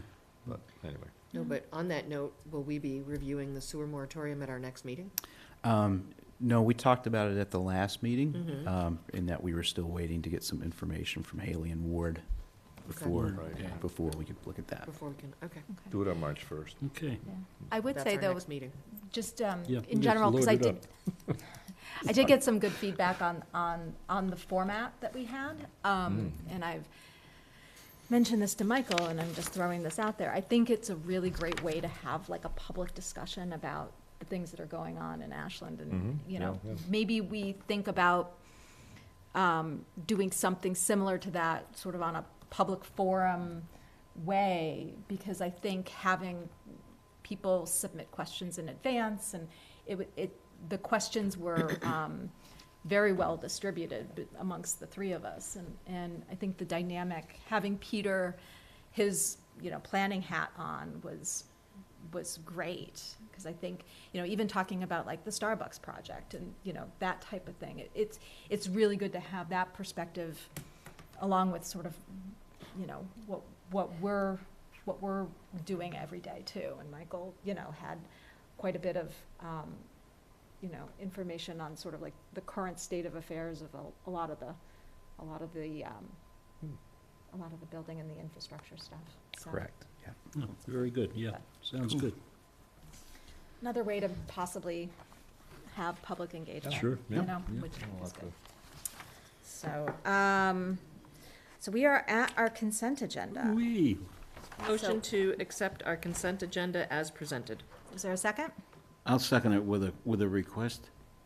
When we have new employees, it really would be nice to be able to see these folks and meet them in person instead of, running around trying to find them at some point in time, in their positions where they are. Especially law enforcement. I hear you. Yeah, I think that's a Yeah. good idea. Yeah, I don't think Eric was able to make it. Okay. So, That's my only, Yeah. if we could do that, that would be great. if we they're don't have available. too many law enforcement officers coming on I the understand force. that. That's why it would be nice to say hi to them. This is true. Not scare them off or anything. Well, or we could do it at a different meeting, right? Right, or we could do it at a different meeting, We right. could do it in our consent Anytime, agenda, and then if there's new people that we want to meet, do a That's a do a good idea. meeting that says all the new people that have been hired in the last quarter. Yeah. Have them Right. come in so that it can be introduced to us and the public. Sounds good to me. Okay, that's a good Awesome. suggestion. I already seconded, so we're good. So, all those in favor? Aye. Aye. That passes 5-0. Moving on to priority project update. Michael, downtown? Yeah, so we'll start with the downtown project. Steve, since you're really interested in that one, you've already Yep. I'll give you an update. So everybody sees the big pits downtown next to the tracks. So they have started to finish up the jacking work and are starting to put everything back in place. And that went relatively smoothly, other than the water issues. They made it to the other side of the tracks. I Made saw it them to the digging on other? the other Yep. side, so that was good to see. So that is a very interesting and delicate operation in using a lot of heavy equipment. So Yeah. we didn't have any issues other than the water that we encountered. Have they hit water on the other side of the tracks? They Yeah, did. so yeah, they hit when they got both the Well, right, pits. I Yeah, figured as much. yeah, they but were hitting I was groundwater. just kind of curious Yeah. because of the question that was asked of the Homer Ave project. Mm. And, oh no, we're gonna dig underground. Oh, okay, good luck. Yeah, they would definitely need to be careful about that. Without a doubt. Given the weather and the forecast that we are experiencing right now, do you anticipate that they'll just continue with curbings and start that whole Yeah, that section of was downtown? that was going to be my next comment on this. Is that yes, as the weather has been unseasonably warm and we have had a lack of snow, they are going to try to continue to work through this, basically installing the curbing and doing a lot of work between that intersection of Main and Front Street Yeah. and Main and Summer and Homer. Fantastic. nice. So, So the second part of that question is the island in the middle, in front of, that goes from Lunkers all Stones. the way down to Main Street, Wine and Spirits. correct. That's going to be narrowed, and it's going to be a different structure or Yeah, that's- look to it? It's going to be made a little narrow, a little small, a little shorter. It's actually going to be, instead of granite cobbles, we're using stamped asphalt as part of that. Is there any risk in, yes, there's warm weather now and it's expected for the next however many days. Is there any risk that if they go to do this work and then it gets cold, it could be impacted by a rapid change in weather? There is a concern about that, especially with the concrete. especially. So might we wait on some of that, or? I think we would need to take it almost like a week-by-week basis Okay. and start looking at the Because forecast. I'd hate for them to and- do something and then have it get damaged. Well, and that's have one to of the redo. things that we're keeping eye on generally is concrete, because we've hit the margins a little bit in terms of weather when we were pouring concrete. Right. And so that is something that GEOSO knows that we're keeping a tight eye on to make sure I'd that. rather we wait a little longer and make sure we're having good weather than Yeah. risk it. Okay, thank you. My last question is about the, where we've already dug up the new portion of asphalt in front of the mill building. What's the status of Oh, that yeah. situation? So we'll have to wait until the spring, when weather gets warmer, and then, so that's just a very crude patch that's been done right now. So when the weather gets warmer, they will go in and do a much neater repair, and then actually infrared the seams, which should blend the patch in with the new pavement. What happens if it doesn't, Michael? Are there- Then we talked about doing something like going curb to curb, Yeah, okay. or something to Thank that you. effect. But then, that might make it look worse. Yeah, okay. So, Michael, so what's the overall, in terms of like traffic dislocation and work, what's the kind of schedule for that? Is it gonna be, are we gonna have detours every day for how many months now? I don't know, Rob. I don't know the answer to that. I feel like we would probably be able to keep at least one lane open on Main Street during that section, through that section. What are we talking through until the spring or, Well, let's just say they're able to start work now. They've been working I think today. they would try to wrap things up until by, at least that portion of it, by May. And then, because remember, they got to pave after that, and then they're also going to be paving Summer Street. So we're looking, in terms of overall completion, as, major completion, what's the time, what's the schedule for that? Well, the streetscape itself, the things like the concrete, the roads, the street lights. So we had anticipated, like if they started back up in the spring when the weather got warmer, that we'd be able to do that. That would be finished by the end of the summer. And concurrently, what would be happening is the building connections would be made for the utilities. So bid documents have been developed for that. That's currently being peer reviewed before it goes out on the street. And so once those connections are made and the system is essentially energized and we feel confident in the underground infrastructure, that's when we can start removing the wires and removing the poles. Wow, so it's still like many, many months of work. It's still, Yeah. we still And have a at various ways. times, more detours continuing and. Correct, Yeah. correct. And then, one of the frustrating things is that part of this is that we will be dependent upon the utilities to work with us and Yeah. hopefully work within our time frame. So we know how fun that can be. So Okay, thank you. That's one of the things we're waiting for on Route 126, right? Is to have wires moved from the old poles to the new poles? eventually, yes. Okay. Yeah, because then we can remove the old poles. Right. I'm not sure exactly when that is going to happen. Okay. They're also continuing to do some work Yeah. on 126. I will say it's actually a good time to point out that one of the things that the state is doing is contemplating blasting, revisiting that Oh, idea. So obviously it's something that we're discouraging, but Where For would what the, I was section? gonna Yeah. say, where? Where? yeah, near Spyglass. Oh, okay. Yeah, yeah, Toward the Holliston side. believe so. What's Yes. left to be, what are they still doing? You got to do the wax? retaining wall and get Oh, in, dig okay. in, and cut into that. They have to go into that and be able to put up a retaining wall and then have the sidewalk and stuff, so. But it's it's moving along too. So We can get them to just bore it and not have to do blasting, that'd be good. well, maybe. You have to remember if They that whack that it. hoe ram It's pretty loud. is very loud. It takes longer. Yeah. It's much When more will that expensive. decision be made? I don't know. Okay. They're talking about it now. They have to submit an application to the state, and then they would also need to have approval from Chief Roby Right. to move forward And then with we that. have to publicize and let people know. Yeah, so they've been well aware, like, look, this is not something that you can tell us on Monday, hey, Right. we're gonna Oh, be no, blasting right. on Friday. Right. Like, right. we It would has to need be to have a longer advance notice. process. Okay. So, And you guys still have, what is it, a weekly meeting with the 126 team? yes, So, weekly with that and downtown. okay, so. Fun. Yeah, a lot of meetings. Mm. Thank you, Mike. Well, you're welcome. So moving to the public safety building, I'll actually turn it over to Jen. She's been doing some work, and then she could also talk about Meetings. meetings. We talk about meetings. She could also talk about the RFP process for the police and fire station. Sure.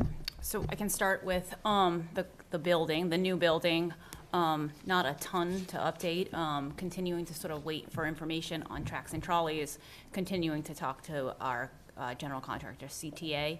They don't have any new information on when those will actually arrive. They have gone ahead and started the process to get the correct doors. So I think we've talked about those doors were not what was specified in the contract documents. And so last Thursday, our architect group had received the first, what they call shop drawings, so the first submittals of what they would be ordered. So there's some conversation back and forth. So they'll have to resubmit those, but once those are approved, we'll certainly have a better timeline on when the correct doors will be hopefully on I site. thought we were doing that simultaneously with waiting for the tracks and trolleys, like months ago. Yeah, they had, yes, they ended up contracting with another vendor, and so. Oh, It okay, took so a few- so you had to go back out with the design, okay. The police are working with the state, so they have to work with state 911 as well as the Department of Public Health to get a final sign-off on the cell block and then get a date for cutover. And so hoping at our next meeting I'll have a date, but it looks like sometime next month they'll be moving in and fully functioning out of the building, which will be great. So that's sort of where the building is. I was able to take, it was Grandy on a tour last. Any So- of the fire department working out of the building yet, or? So some of the admin staff has started, so the chief, deputy chief, and captain have started to move their stuff over. They're not really working Yeah. out of there. But they would be able to potentially function, but all the other, everybody who has to sort of move on a truck will not Will be stay there. where they are, right. So police are gonna move in even though fire can't move in completely, we got that coordinated. Nice. Does that include dispatch then? Is that how that's working? So dispatch will, obviously, once we do the E911 cutover, police dispatch will need to move over.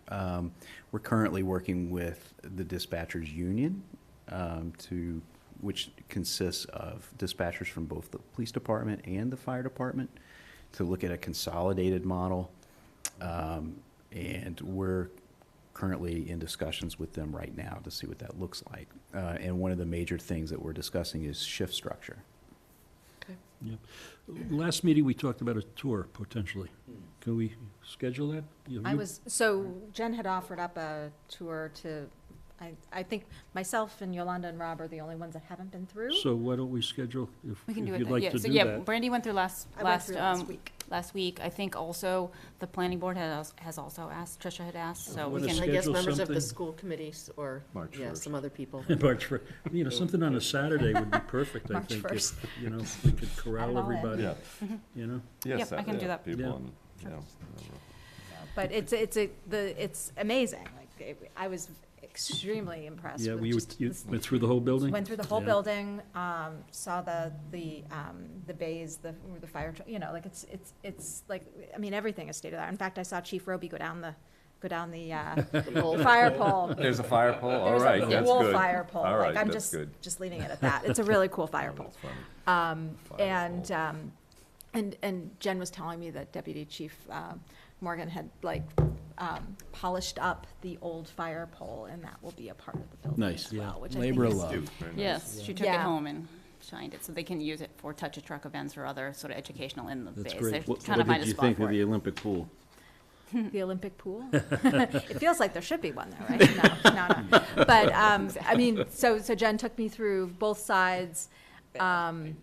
Even I was, we went through the jail cells, and I'm like, it's just, I hope that's my only time on, I hope it is there. So, but it, the facility is state of the art, and I know that when our first responders move in there, it'll be a really great space for them. So, just, thank you to Joe and Steve and Jen and Michael and everyone that's on the building committee that's worked on this, because it's a beautiful facility. So can't wait to open it up for the public. Sally Port, door been taken care of, that's. Next week. Next week, okay. Yeah, Um, good stuff. Yeah, It's good. So in terms of the current fire and police station on Main Street, we discussed receiving all the requests for information, and sort of we had our public meeting. Sort of we went back, started to really think about, you know, what we might put out for an RFP to sort of move that forward, and taking into the consideration all the comments and sort of where we are with the parcel. We thought that putting out for a lease for potential for the fire station. So lots of the feedback we had from the public was, you know, the importance of potentially maintaining ownership of that. We have some due diligence we'd have to do to actually sell it. So to go out for a lease, sort of maybe a 5 or a 10-year lease to start, and then be able to extend that over 30 years. You know, we could either do a 5 or 10 term. So putting that out, hopefully I've been working with Beth Reynolds, and we worked with council today just in terms of reviewing lease language, make sure that we're, you know, really protected.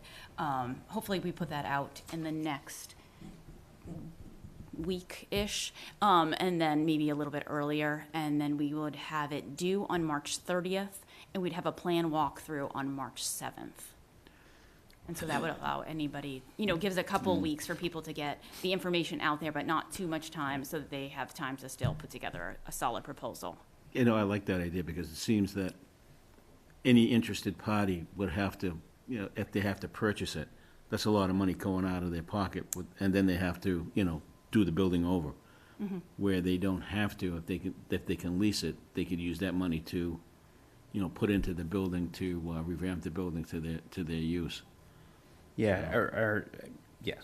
You know what I'm saying? So that would, So just thinking through the timeline, so if we put it out to bid and we have everything due on March 30th, would you, Beth, whoever would be reviewing these, be in a position to come to our April 12th meeting with sort of a recommendation? I'm just thinking, because we're looking, right now, that's our only meeting that's scheduled for April before town meeting, so.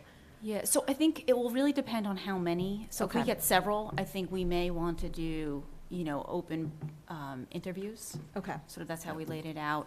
And so there may take some time to schedule that. But certainly, yeah, it will be tight, but I think if that's the only meeting, we can certainly And walk would it we back. have to bring it to town meeting to approve a lease? So whether it's legal or not, we have committed to bring it to town meeting Okay. for the disposition of the property. And so we're expecting someone to bid on leasing this for how long? So the initial term would be 5 years, but with extension, 5 or 10, we're going to give them options, just in case they have to sort of extend any capital investment over that longer Right. period of time. But then it would be, we're allowed to lease a building for up to 30 years, so we could, you know, 'Cause have I'm extensions. presuming that whoever is gonna have to do extensive renovation and leasehold improvements on this, right? And that could be quite costly, or do we have any idea what they would need to spend? I mean, Well, I mean, in the RFI process, you know, it sort of ranged depending on the use. So, one of the uses, they had suggested that it would take only 125,000, I believe it was, and then some other, interested parties had estimated 2 million. So I really think it depends on what you're they're putting gonna in do. the building, what you're using it for, whether you're going to use the second floor, because then you'd have to do an elevator. So there's all sorts of, I think it will really depend on the use. And so we'll allow, that's where the period of time, so it will be open for 45 days. There'll be a question, you know, there's an opportunity to ask questions in other similar RFPs. Potential proposers would say, is there a way to extend the initial term because it's too short? So we can, usually you get a little bit of feedback there. Yeah, so you want, you want like a 15-year period, I would think, Yeah. or at least 10 years if you're doing extensive renovations. so, you know, the other thing is that we did go to the Historical Commission to kind of get their feedback on it and Oh, get their yeah. input, and so they had some valuable feedback in terms of conditions too. Oh, great. I'm curious, like, in the RFI or RFP, do we make mention of our business incentive program? Because I know, or at least have applicants know about that? Because obviously, to like Rob's point about significant investment, if they know that there's potential grant opportunities through the incentive program, would that help as far as, I mean, obviously, you know, until there's an actual proposal in front of the Economic Development Committee, like, you know, they wouldn't. But I'm just curious if that's something we could put into that as a way, I don't know. I think we can. Yeah, we can, yeah. Okay, thanks. All right. Anybody have any other? Is there enough room to expand if an individual is willing to lease that building, and for whatever reason, it's not conducive for them to use the second floor, they're gonna need additional space, could they add to the back of the building? Is that something that's, Yeah, so it's something that they will that could be ins- allowed With conditions. within conditions, right? Okay, Yeah, so that was part of the conversation with the historical. okay, that And would I be the put, yeah, and we concern, we put the language that they provided, into the RFP Yep. so that they're aware of that. Okay, thank you.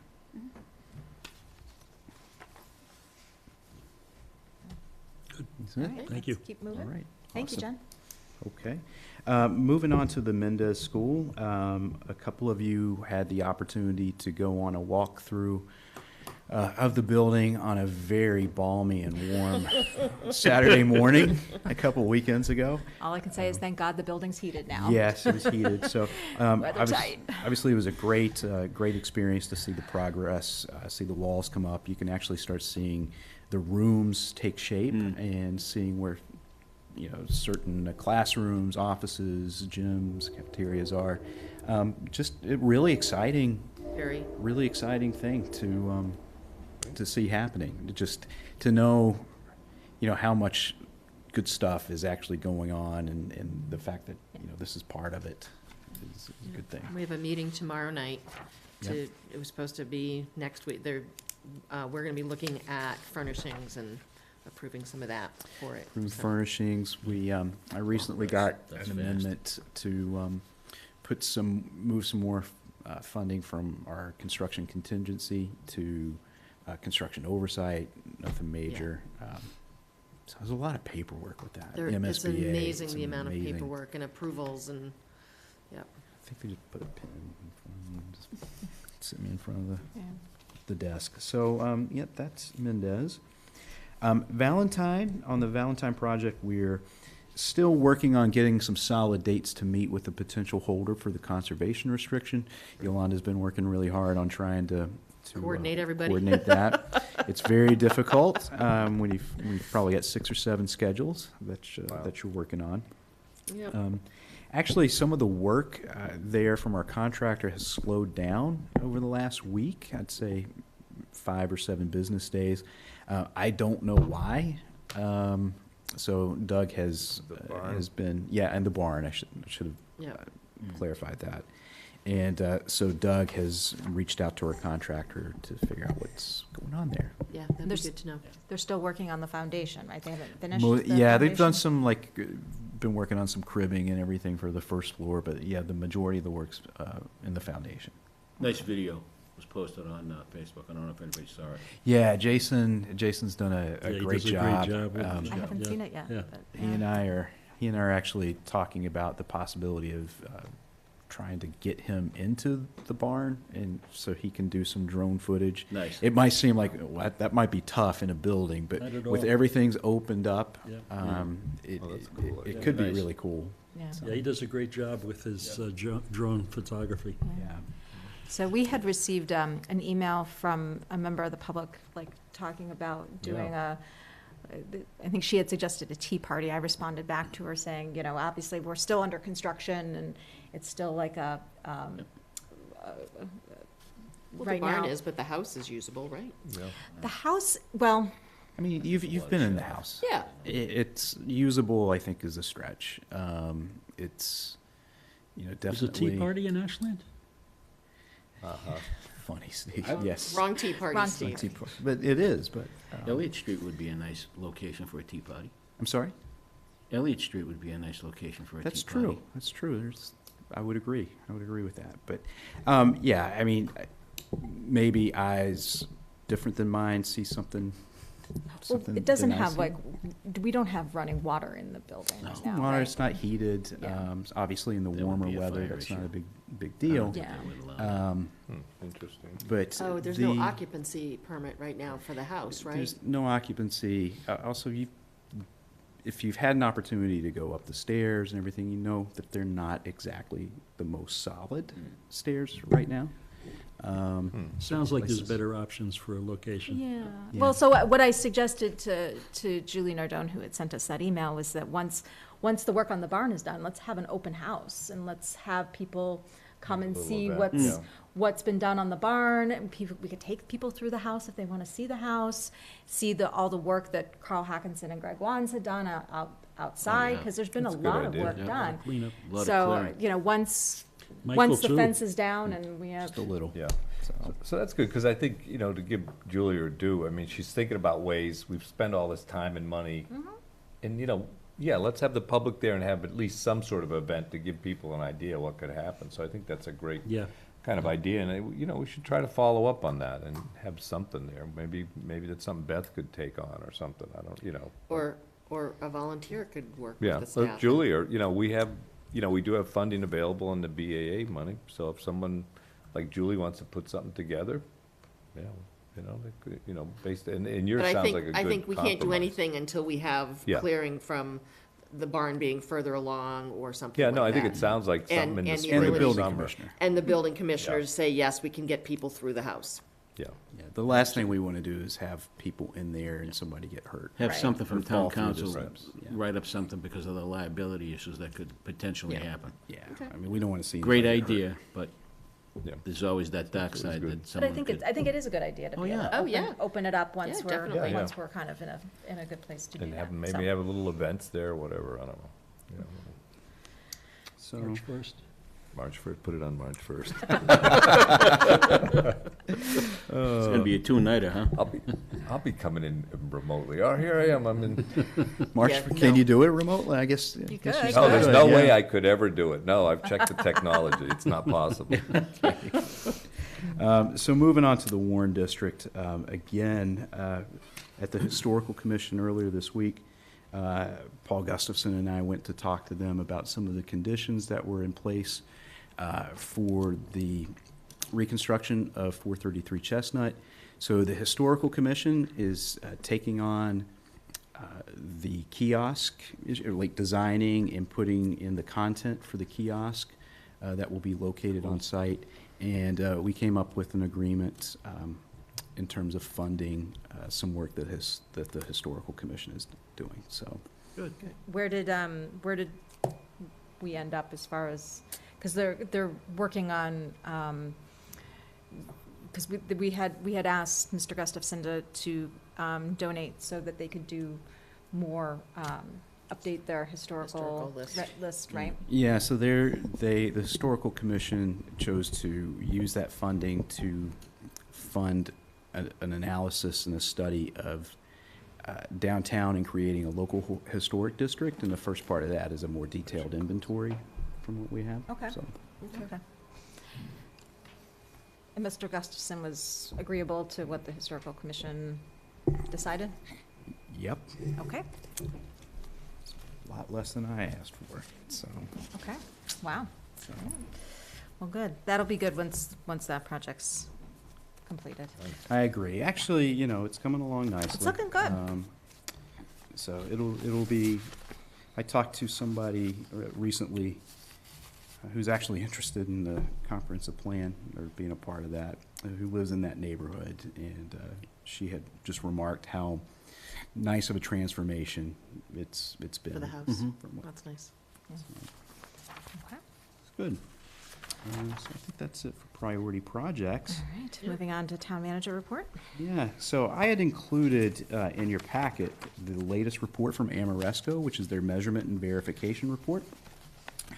So just going back a few years, if you remember, we did an energy savings performance contract where Amoresco came in and made a number of energy efficiency improvements throughout town buildings, did the street lights, replaced the street lights.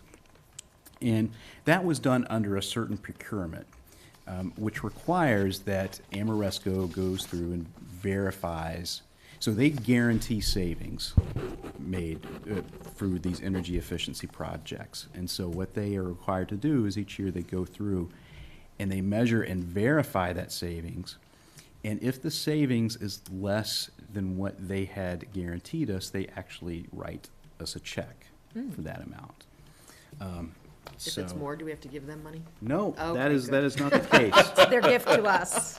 It is their gift to us, and actually, it's turned out that is the case, Yolanda. I was seeing that on the report. So we have actually saved money over $122,000 over what they had guaranteed in terms of savings. So it's been a benefit, certainly been a benefit for the town. And that's how many years is that, Michael? So this has been over 5 years. 5 years, So okay. the total guaranteed savings over that 5-year period was $1,350,000. The measured savings was $1,476,000. So that's a surplus savings of $125,262. And you can see that directly with our utility bills when you look at our budget, maybe not the 2024 budget, but in previous budgets.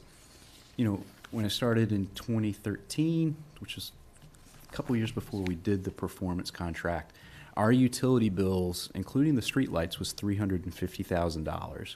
So at our last budget, it was actually $250,000. So almost 10 years later, it's still $100,000 less. So it certainly had the impact that we had hoped and we had promised taxpayers. So with that, it was a 5-year plan. 20-year, Oh, 20 years. Oh, so we still have 15 years. correct. So they'll be giving us reports. Perfect. Are they doing it every 5 years, or what? No, it's every year. Every Year. year, They okay. come in and do it every year. Quick question. The landfill solar farm, are those figures of savings incorporated in that figure, or is that something separate? So that is something separate, Joe, and I'm glad you brought that up because Amoresco has been just they've been providing what they call a supplemental report to this report that describes the energy production from the solar projects, the 3 solar projects on town-owned property. What I pointed out to them this year is that they did the solar projects under the same procurement that they did these energy savings performance contract projects. And so they are actually required to measure and verify that the savings that they promised us through the solar projects are actually real. So they are going back through and calculating that as well. I don't want to guarantee anything by any means, but I do feel like we will be getting a check from that based on good. based on what our PPA price is with them versus what the Eversource rate has been and the way it's fluctuated over the years. What is the lifespan of those, of the solar farm? Like, how long will those solar panels, like? Last? Yeah. So the lease on the property and the PPA agreement is 20 years. Okay.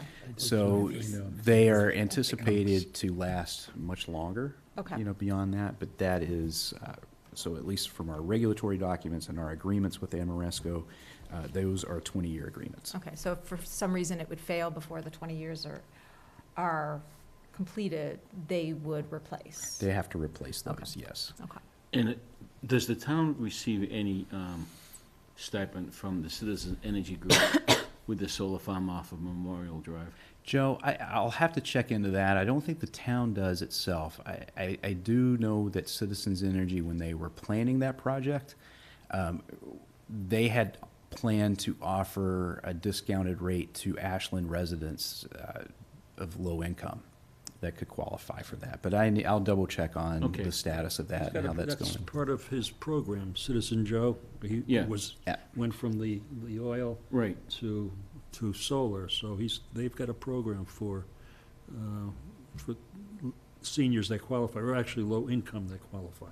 Well, I have a bone to pick with them just simply because a lot of the landscaping that they had put has died and has not been maintained. That needs to be replaced. But other than that, I'm Thank sure you. they That do was, great that work. was my next comment. Thank you. Have you seen it too, Joe?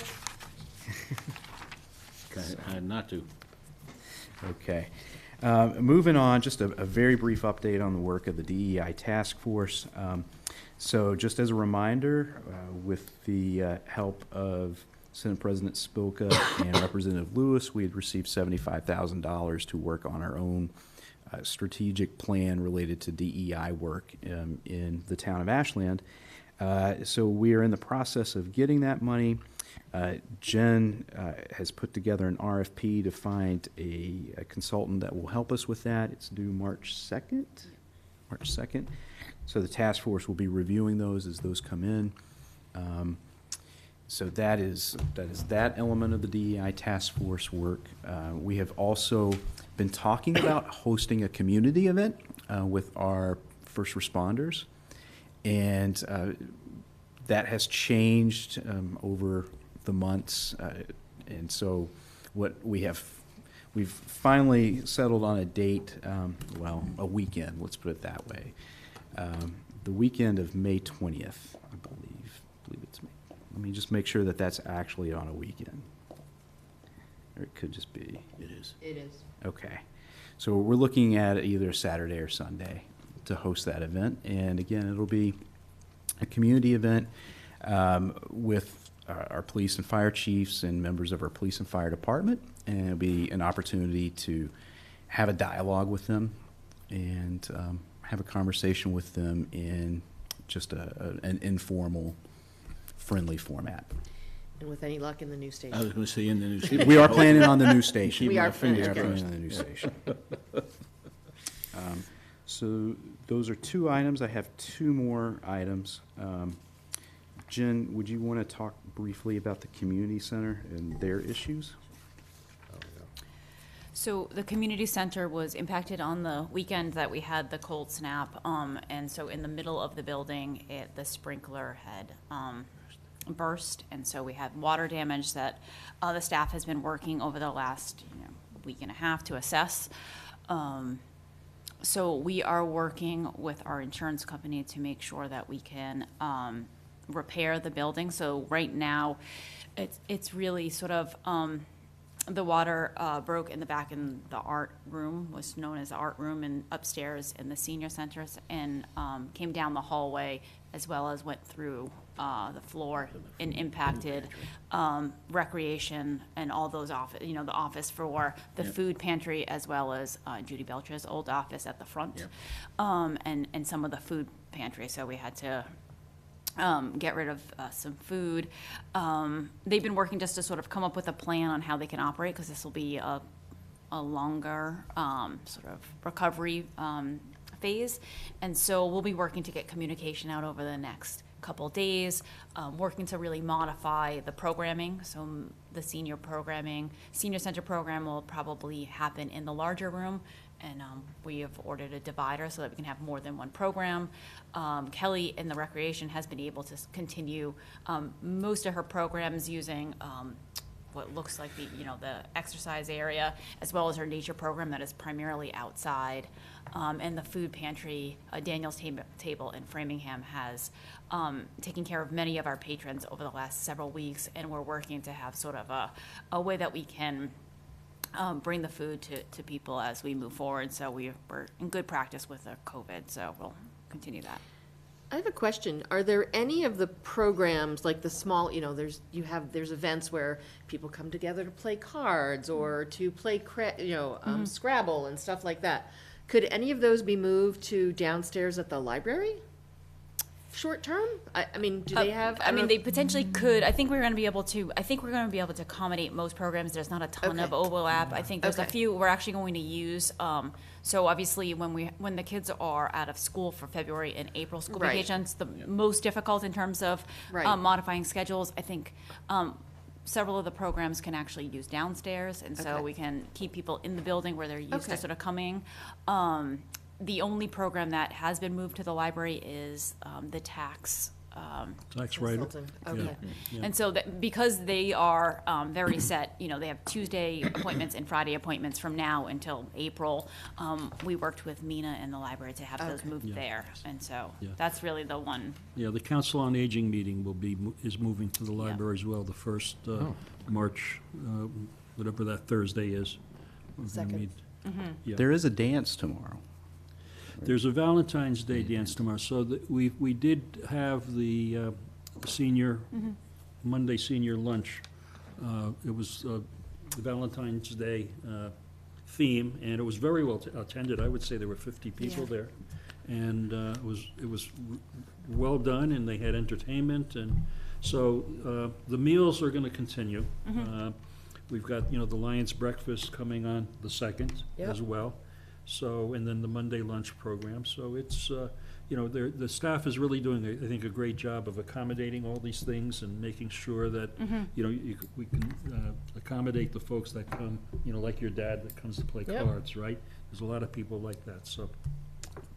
Yeah, and so I know people are waiting for information. They've been working really hard to just to sort of play the juggle the game of all the Right. programs. Right. And so Okay. they're working to put something out to everybody, so people are aware. And staff has been there working, so if people have questions, they certainly can Yeah. call. Did we get an understanding of what happened? Like, so, Pipe pipe froze. frozen, but, you know, why now? Like, why, Well, it did was- something happen that caused? I mean, Yeah. no, so I mean, we knew it was going to be really cold over the weekend, so we had opened all the doors to sort of let in heat to all the places that might not have heat. You know, I think some of those doors were shut, and it got too cold in the area, and it froze. But don't all those rooms have They heating? do, yeah. I mean, this has been an issue that's happened several times at the I was gonna community say, center. This isn't a new, this isn't Yeah, a so, I new mean, this is the furthest it's been in the building, at least since I've been here. They're going to look at sort of the insulation in that area, like throughout the entire roof, to sort of hopefully address it as part of this repair process, so Had that's, issues in the vestibule where. Right. yeah. Yeah, the installation is not so Yeah. great, and this actually happened in a closet. I was just gonna say the Yeah, it was closet, at- right. it was in the same- closet, yeah. Same janitor's closet that's by the stairwell. Yeah, and I'm not, you know, there's, The other end. In the there's, other end. there's Yeah. pipe tracing, they the call first it one was pipe that one. tracing, which is a heating cable that you wrap around Mm-hmm. water pipes that are in Yeah. areas like this, so I don't know, I would hope that we're looking at Yeah, we something are, like and that. especially as everything's open now, so obviously Yeah. you know, the ceilings are open, and so, we are taking a look at that. Yep, It's being worked on. good. And then finally, it's just one last thing. A couple, actually, but Okay. so, no, don't worry, Joe, it's not bad, I promise. So late last week, we received notification from the Environmental Protection Agency that funding had been released to complete the, what they call the final remedy for Nyanza. If you recall, there's a couple of different elements with regards to Nyanza and different approaches to cleanup based on the location.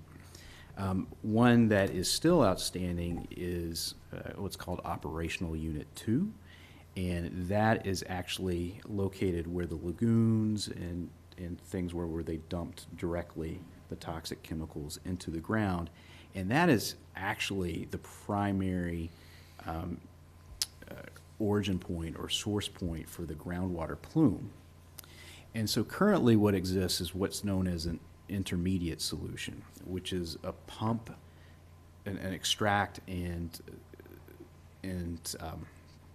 removal system. So there are actually two well locations where you actually have pumps that extract the toxic chemicals known as DNAPL, and it gets held in a tank, and when that tank gets full, that tank gets transported to someplace, probably Alabama, and it's disposed of properly.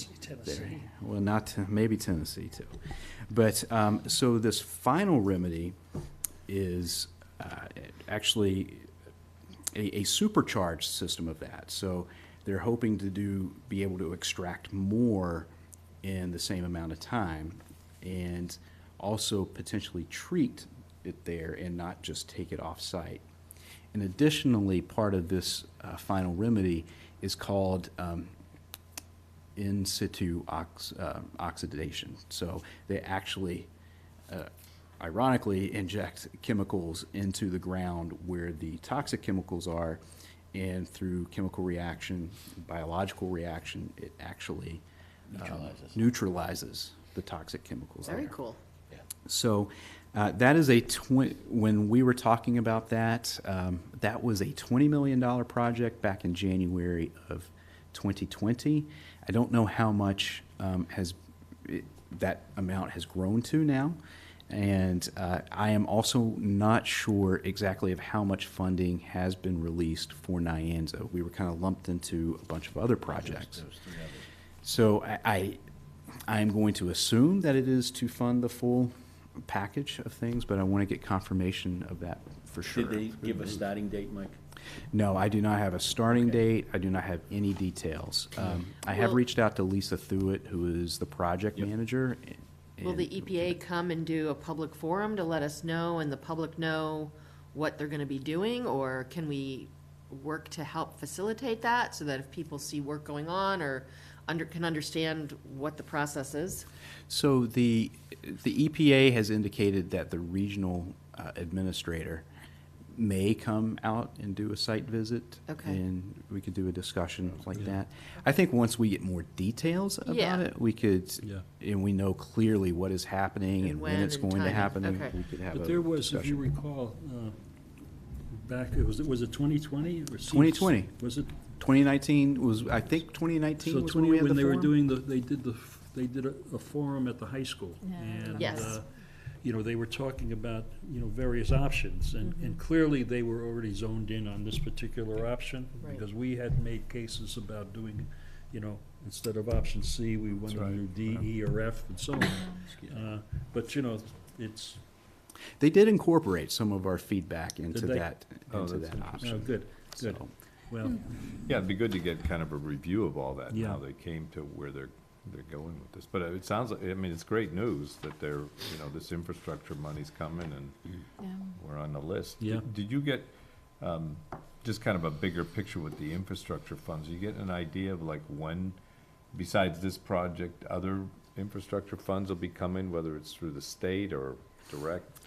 I have not, Rob, and quite frankly, I haven't really had an opportunity or time really to kind of interact with a lot of my colleagues or Yeah. people at the state level to, you know, So this is see the what's first going on. inkling that we've heard of it coming, so that's good. Correct. So, other than that, I just want to acknowledge that the great event that happened on Sunday, the pancake breakfast for the Clocker Club, and it was a great, well-attended event. And thank you to all the volunteers that worked to make that happen. It was good to see so many of you there. Cross that off my report. So that is that's my report. very good. Very well done. They did a great job. They did. Like, it They was, had blueberry pancakes too, right? And I missed them. I Yeah. forgot to ask for the blueberry. I had to settle for chocolate chip. I was gonna say Poor chocolate chip me. they had, too. Oh, woe is me, right? my husband learned the lesson of not to give me the raffle tickets because he thought I wanted to put them in the basket, and I just put them in my bag because I thought it was, It's not the way it works. no, I'm waiting for He's them to like- call me about the Super Bowl squares. They must have forgot. They were online. they were, I yeah. know. They were online. But, Rob, you won. Yeah. Yeah. but hopefully they raised lots of money for, Well, let's hope so. for our sports programs, both in the middle school and the high school. And I know we supported the Clocker Club through the BAA this last grant round, so, so And they were it's- very thankful for it as well. Yeah, so they're a good bunch, and it was good to We're have gonna everybody get in ready to person. open another round I was soon. gonna say, we should be doing that soon. Yeah, we should. Yeah, Give- March Give 1st. Rob and I our last shot at together, our Yeah, their subcommittee, right? last, yeah. So I may we'll- be so traumatized by your leaving, I may not be able to continue I can on understand that committee, I but. can, Wow. It'll be tough seat. Feel the bromance over here. Yeah. So, It'll be a long 3-month bromance, right? Yeah, Yeah. So, okay. All right, are you That's all it. good I am on that done. note? Good, that's good I'm done. for that. So, Hey, board reports. we're at like 9 o'clock, and we're on to board reports. Jen, I think this is gonna work out. So, It's all up to you. all right, so, I'll start with Joe. Joe? Thank you, Madam Chair. I was actually kind of concerned that we didn't hear anything about the quiet zone in your reports, but that's okay. Yeah. Things are on delay from Well, what I I gotta- understand with all the other issues that have been going on over there, so. I got to figure out a little more about Yep, that. a little more about that. And if we need to do anything to push it along. Right, we can do that. Again, I'd like to piggyback what Michael just said about the Clocker Booster Club and their pancake breakfast. Great time, a lot of fun, a lot of laughs, and whoever, all the folks that were involved in putting that together did a great job. So continued success. I'd like to let you folks know that for the comprehensive plan, the Affordable Housing Trust we're meeting tomorrow night, and we have several discussions. One is the 12 Pond Street matter that we'll be dealing with, and we'll also be appointing a representative from the Affordable Housing Trust. So we'll send that email along to Sue as soon as we get that. Okay. Other thing is, the last thing I'd like to quickly do is just to give you an update on the preparations for, we're raising it up again, Ashland Day 2022, actually 23. 23. 23, okay, I'm all right. The remaining members voted unanimously to hold the anticipated event, since it's been canceled for the 2 years because of COVID. And we're scheduling it for September 23rd. It's usually the third Saturday in September, but unfortunately, because of the way things fall into place, Rosh Hashanah is the 15th at dusk, and so the following day is the full day. So we have a lot of respect for the Jewish faith and for anybody for that matter. And so we pushed it up a week to the 23rd. And so we're looking for volunteers. Anybody that would like to volunteer, they can contact me. And we'll be more than happy to put you to work. Always looking for new blood, and assistance is needed on setting up the field, which is usually done the day before. And if you can make time, we appreciate the help on the 23rd as well.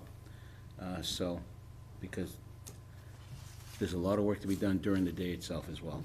So with that, and I don't know if anybody saw this or not, but Dr. Mary Mendez, who is the wife of Dr. David Mendez, who's the Mendez School is named after, recently passed away. And condolences to her and the family.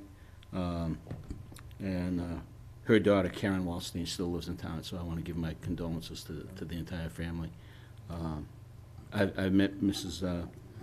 Mendez many years ago when we were in high school, and her son was a couple of years ahead of me in school. It's such a wonderful family, and she's a credit to those, for her and her family, and for her field in education and public education. So my condolences go out to them all. And that's all I have, Madam Good. Chair. Thank you. Well said. All right, thanks, Joe. Yolanda, you're up next. Well, I'm sorry to have missed the pancake breakfast, but I'm sure you guys ate enough and enjoyed it. I've actually been noticing a number of obituaries. We're losing a lot of Yeah, people we who are. have been related to town, which is unfortunate, so, but thank you for bringing that one up. I just have two updates. So Thursday, the 23rd, Metro West Regional Collaborative meeting happening via Zoom, starting at 8 a.m. And then MAPC Winter Council, also happening on Zoom on March 2nd. And I plan on, well, I can't do the 23rd, but I'll be at the Winter Council. So if anyone's interested in attending. And that's it. Okay. Steve, you're up Short and next. sweet. Okay, I'm probably not going to be quite as short, so sorry. No, Okay, wait a no, second, where's my seriously. timer? Where's the hook? I'm going to use your time, too. Where's the hook? May I, is that typically what they No. do, is request? No, these? I'm not Not ceding rescinding. my time You're to the not, next you're not person. yielding your time? You yield your time. I'm not yielding my time. No, I'm only teasing, but a couple of notices. Number one, Once Upon a Book Fest. It's a children's book festival, second year, is coming up March the 25th. Mina is doing a great job with a group of authors and illustrators, so it's a full day of activities. And so this is the second one. Hopefully, this is a recurring event, and clearly the work that she's been doing with organizing events and book clubs and all of this, the things going on at the library, really just amazing. And I think we all get the weekly list of Yep. schedule. So- Yeah. What's going on in So, our library? so March the 25th is Once Upon a Book Fest. There's a website, there's a Facebook page, so lots of good information there. The Council on Aging, in coordination with our Elder Services Director, has put out a survey to Ashland seniors. It's running through the end of the month. And we've got quite a few, Michael and I were talking about it the other day, we've got close to 100 responses to this survey. I have one recommendation. It's only, you can only do it if you're 60 or over.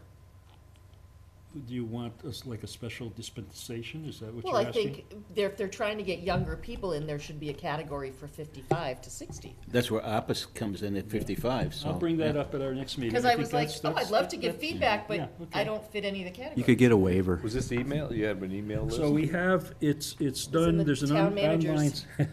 it's an online survey that you can access through the. The town manager's email, which is what I Yes, looked at. and on the website as well, town website, you can access it. And it is, we're getting some great responses, getting some great feedback on what folks want to see, the activities there. And, Great. you know, it's interesting because the community center, or the, we'll call it the senior center in this case, only touches a small number of Ashland seniors. So, you know, our goal is to reach out to a broader population, and not necessarily, you know, do everything in that building. And, you know, a lot of the feedback that we're getting are excursions, you know, excursions to local museums or Tower Hill Gardens, or, you know, things of that nature. So performances and so on. And, you know, so you've got you know, this demographic of seniors is so broad today. So, you know, we're trying to tap into that. So that's ongoing to the end of the month. I encourage Ashland seniors 60 years and older to participate. And there's no reason why we can't extend it or open it up Yeah, to that's great. 55 and older. And maybe we should just continue that, maybe for another month. So I'll bring it up at our next meeting. And the third thing I have is, I'm involved in a project that is organizing a free medical clinic that's going to be held in August at Keefe Tech. It's a group of Ashland folks. Jay Burns, who's on our Board of Health, is spearheading this. Myself, Ed Hart from the Finance Committee, and Ed Berman are part, well, not just Ed, so the two Eds, Bonnie is part of this, and Liz Burns, Jay's wife, is part of this local leadership team that's partnering with an organization called RAM, or Remote Access Medical. Wow. And they've been in existence since 1985, and they go around the country putting on these pop-up medical clinics that that are oriented towards the underserved and the uninsured in a location. And there are clinics in Framingham, but not quite like this clinic.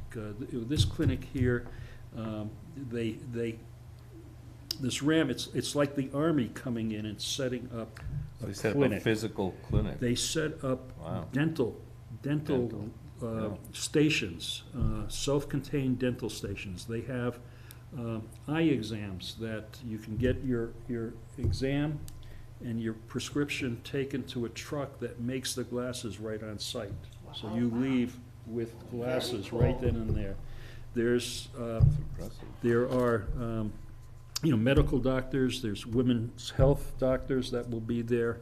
And we tried to, you know, initially we looked at Ashland High School. It wasn't feasible for a variety of reasons. Happened to work out at Keefe. So we're in the middle of planning, and we'll be looking for, at some point, this is August, so we're a little ahead of the curve here, but, you know, we'll be looking for volunteers to support this weekend event, and so I'll have more information as we move forward, so. It's free to the public, yes. Will it just be Ashland residents, or because it's gonna be in No, it's Framingham, gonna, it's gonna be? it's a regional thing, We have to absolutely. publicize it and get. Yeah, people and, there, and we'll be collaborating with, there's so many organizations in Framingham Yeah. that, and you know this just from Sure. SMOC, that are focused on services for, low income, the immigrant community Yeah, and yeah. so on, right? So we're collaborating with them, and, so this is, it's a big event and lots of planning going on, so you'll hear more about it. So, I don't know if you guys have thought of this, and I don't know if it's appropriate, but if you need volunteers, potentially reach out to Josh Richter at the high school. If it's appropriate for students to help out, Yeah, and you'd wanna do that, yeah. We've In talked May, about students. because they'll be gone by June. Yeah, we've talked about students from Keefe and from Ashland High. Of course, they get community service Right. credits for that, so, so it really depends on the various tasks Right, as well. right. So we're also collaborating with Framingham State University for Oh, perfect. potential lodging for, there's Staff. staff that come in from RAM. Yeah, And so we're looking at potential lodging at their door. at the dorms. They've got a hospitality program, they've got a nursing program, so we're looking for, that kind of volunteer support as well. So, it seems to be moving Sounds along wonderful. pretty well. That's Yeah. awesome.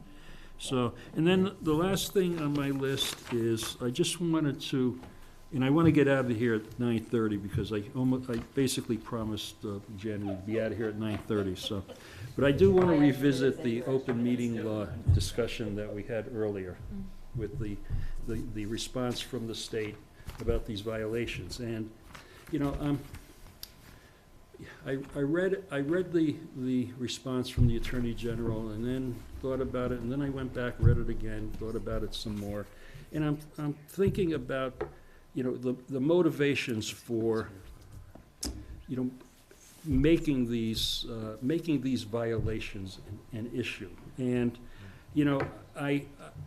if the motivation is purely to make us do things, or any board and committee do things the right way, you can't argue with that. I think we all want to do things the right way.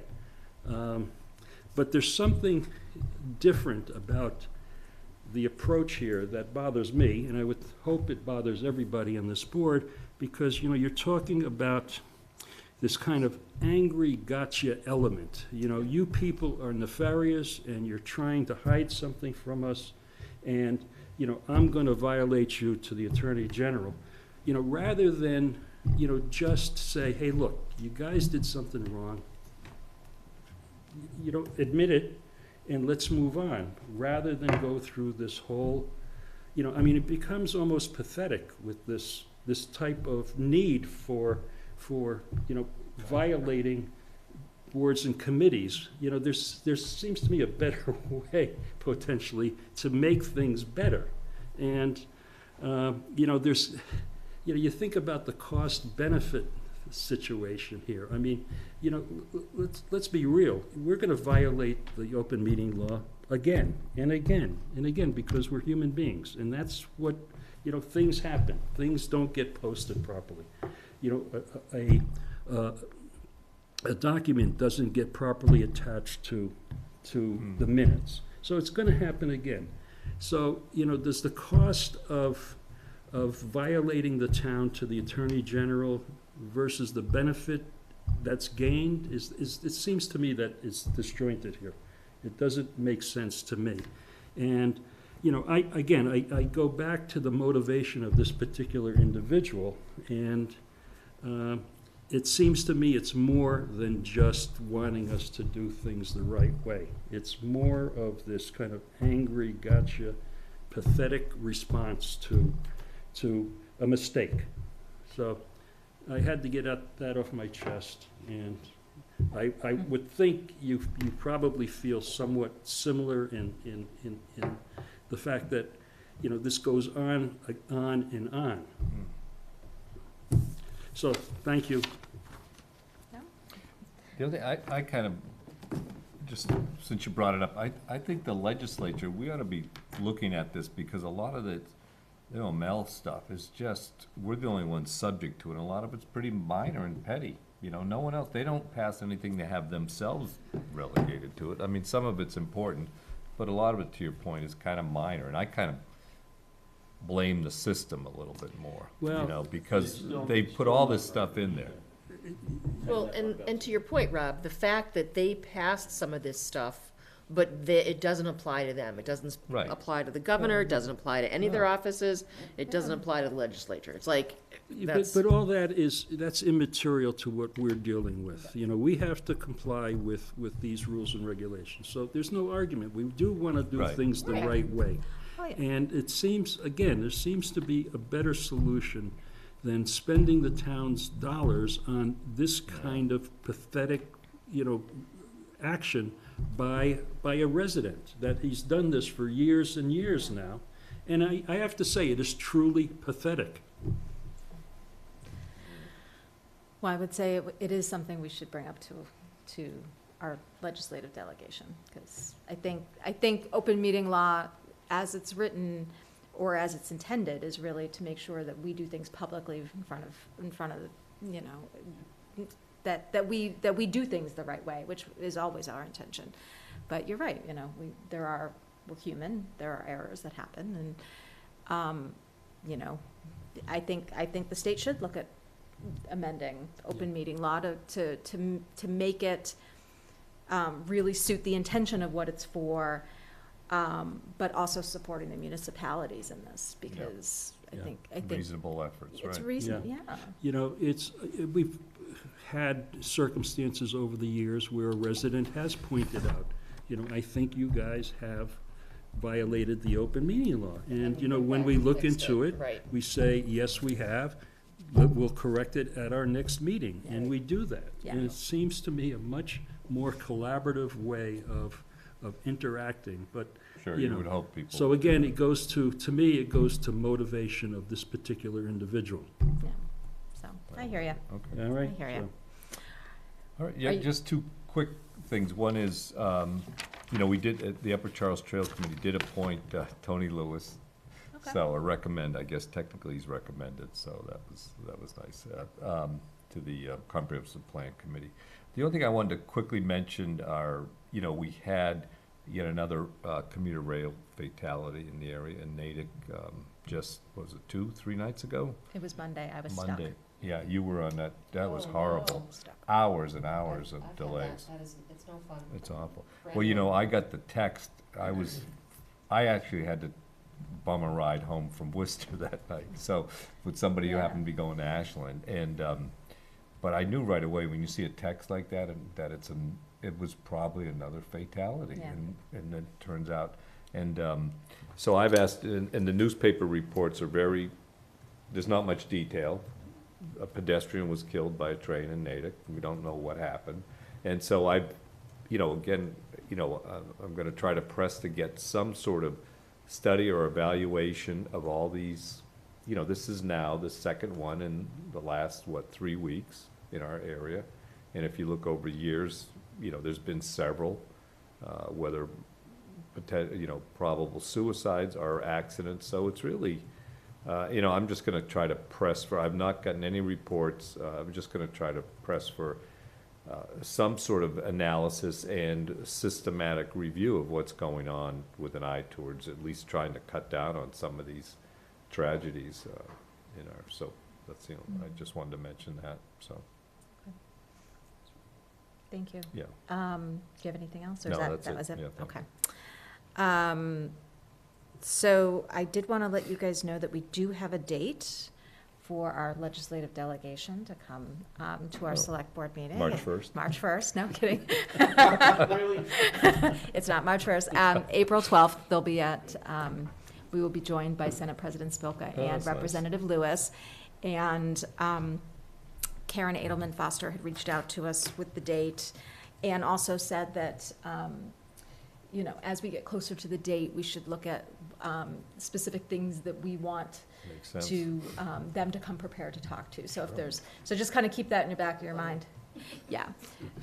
I'll have a list. So, But we'll, if we can provide that to them in advance, that would be good. That way they're fully Should we direct them prepared. to you, and then you can? Yeah, we file? can, yeah, Michael and I can, yeah. So, so that'll be April 12th, which is great. And I saw today came out, if I don't do it like right away when I want to join some MMA thing, I forget about it because it kind of gets lost in everything. But the MMA is having a social media, like a municipal social media webinar on March saw 7th. that, yeah, So yeah. I signed up for it, hopefully I can make it. But I'd like to just kind of hear what's going on Yeah, and no, get an it's update good. on what they, what recommendations that they have, because I know that's something that we are always challenged with. And the other thing I just wanted to remind people is that nomination papers are available for anyone that wants to run for office.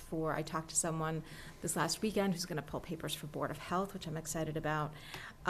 So Board of Health, Planning Board, School Committee, Select Board, and library assessors and library trustees. So, and I think people, have until the end of March. End of March, yeah, March 28th is the due date.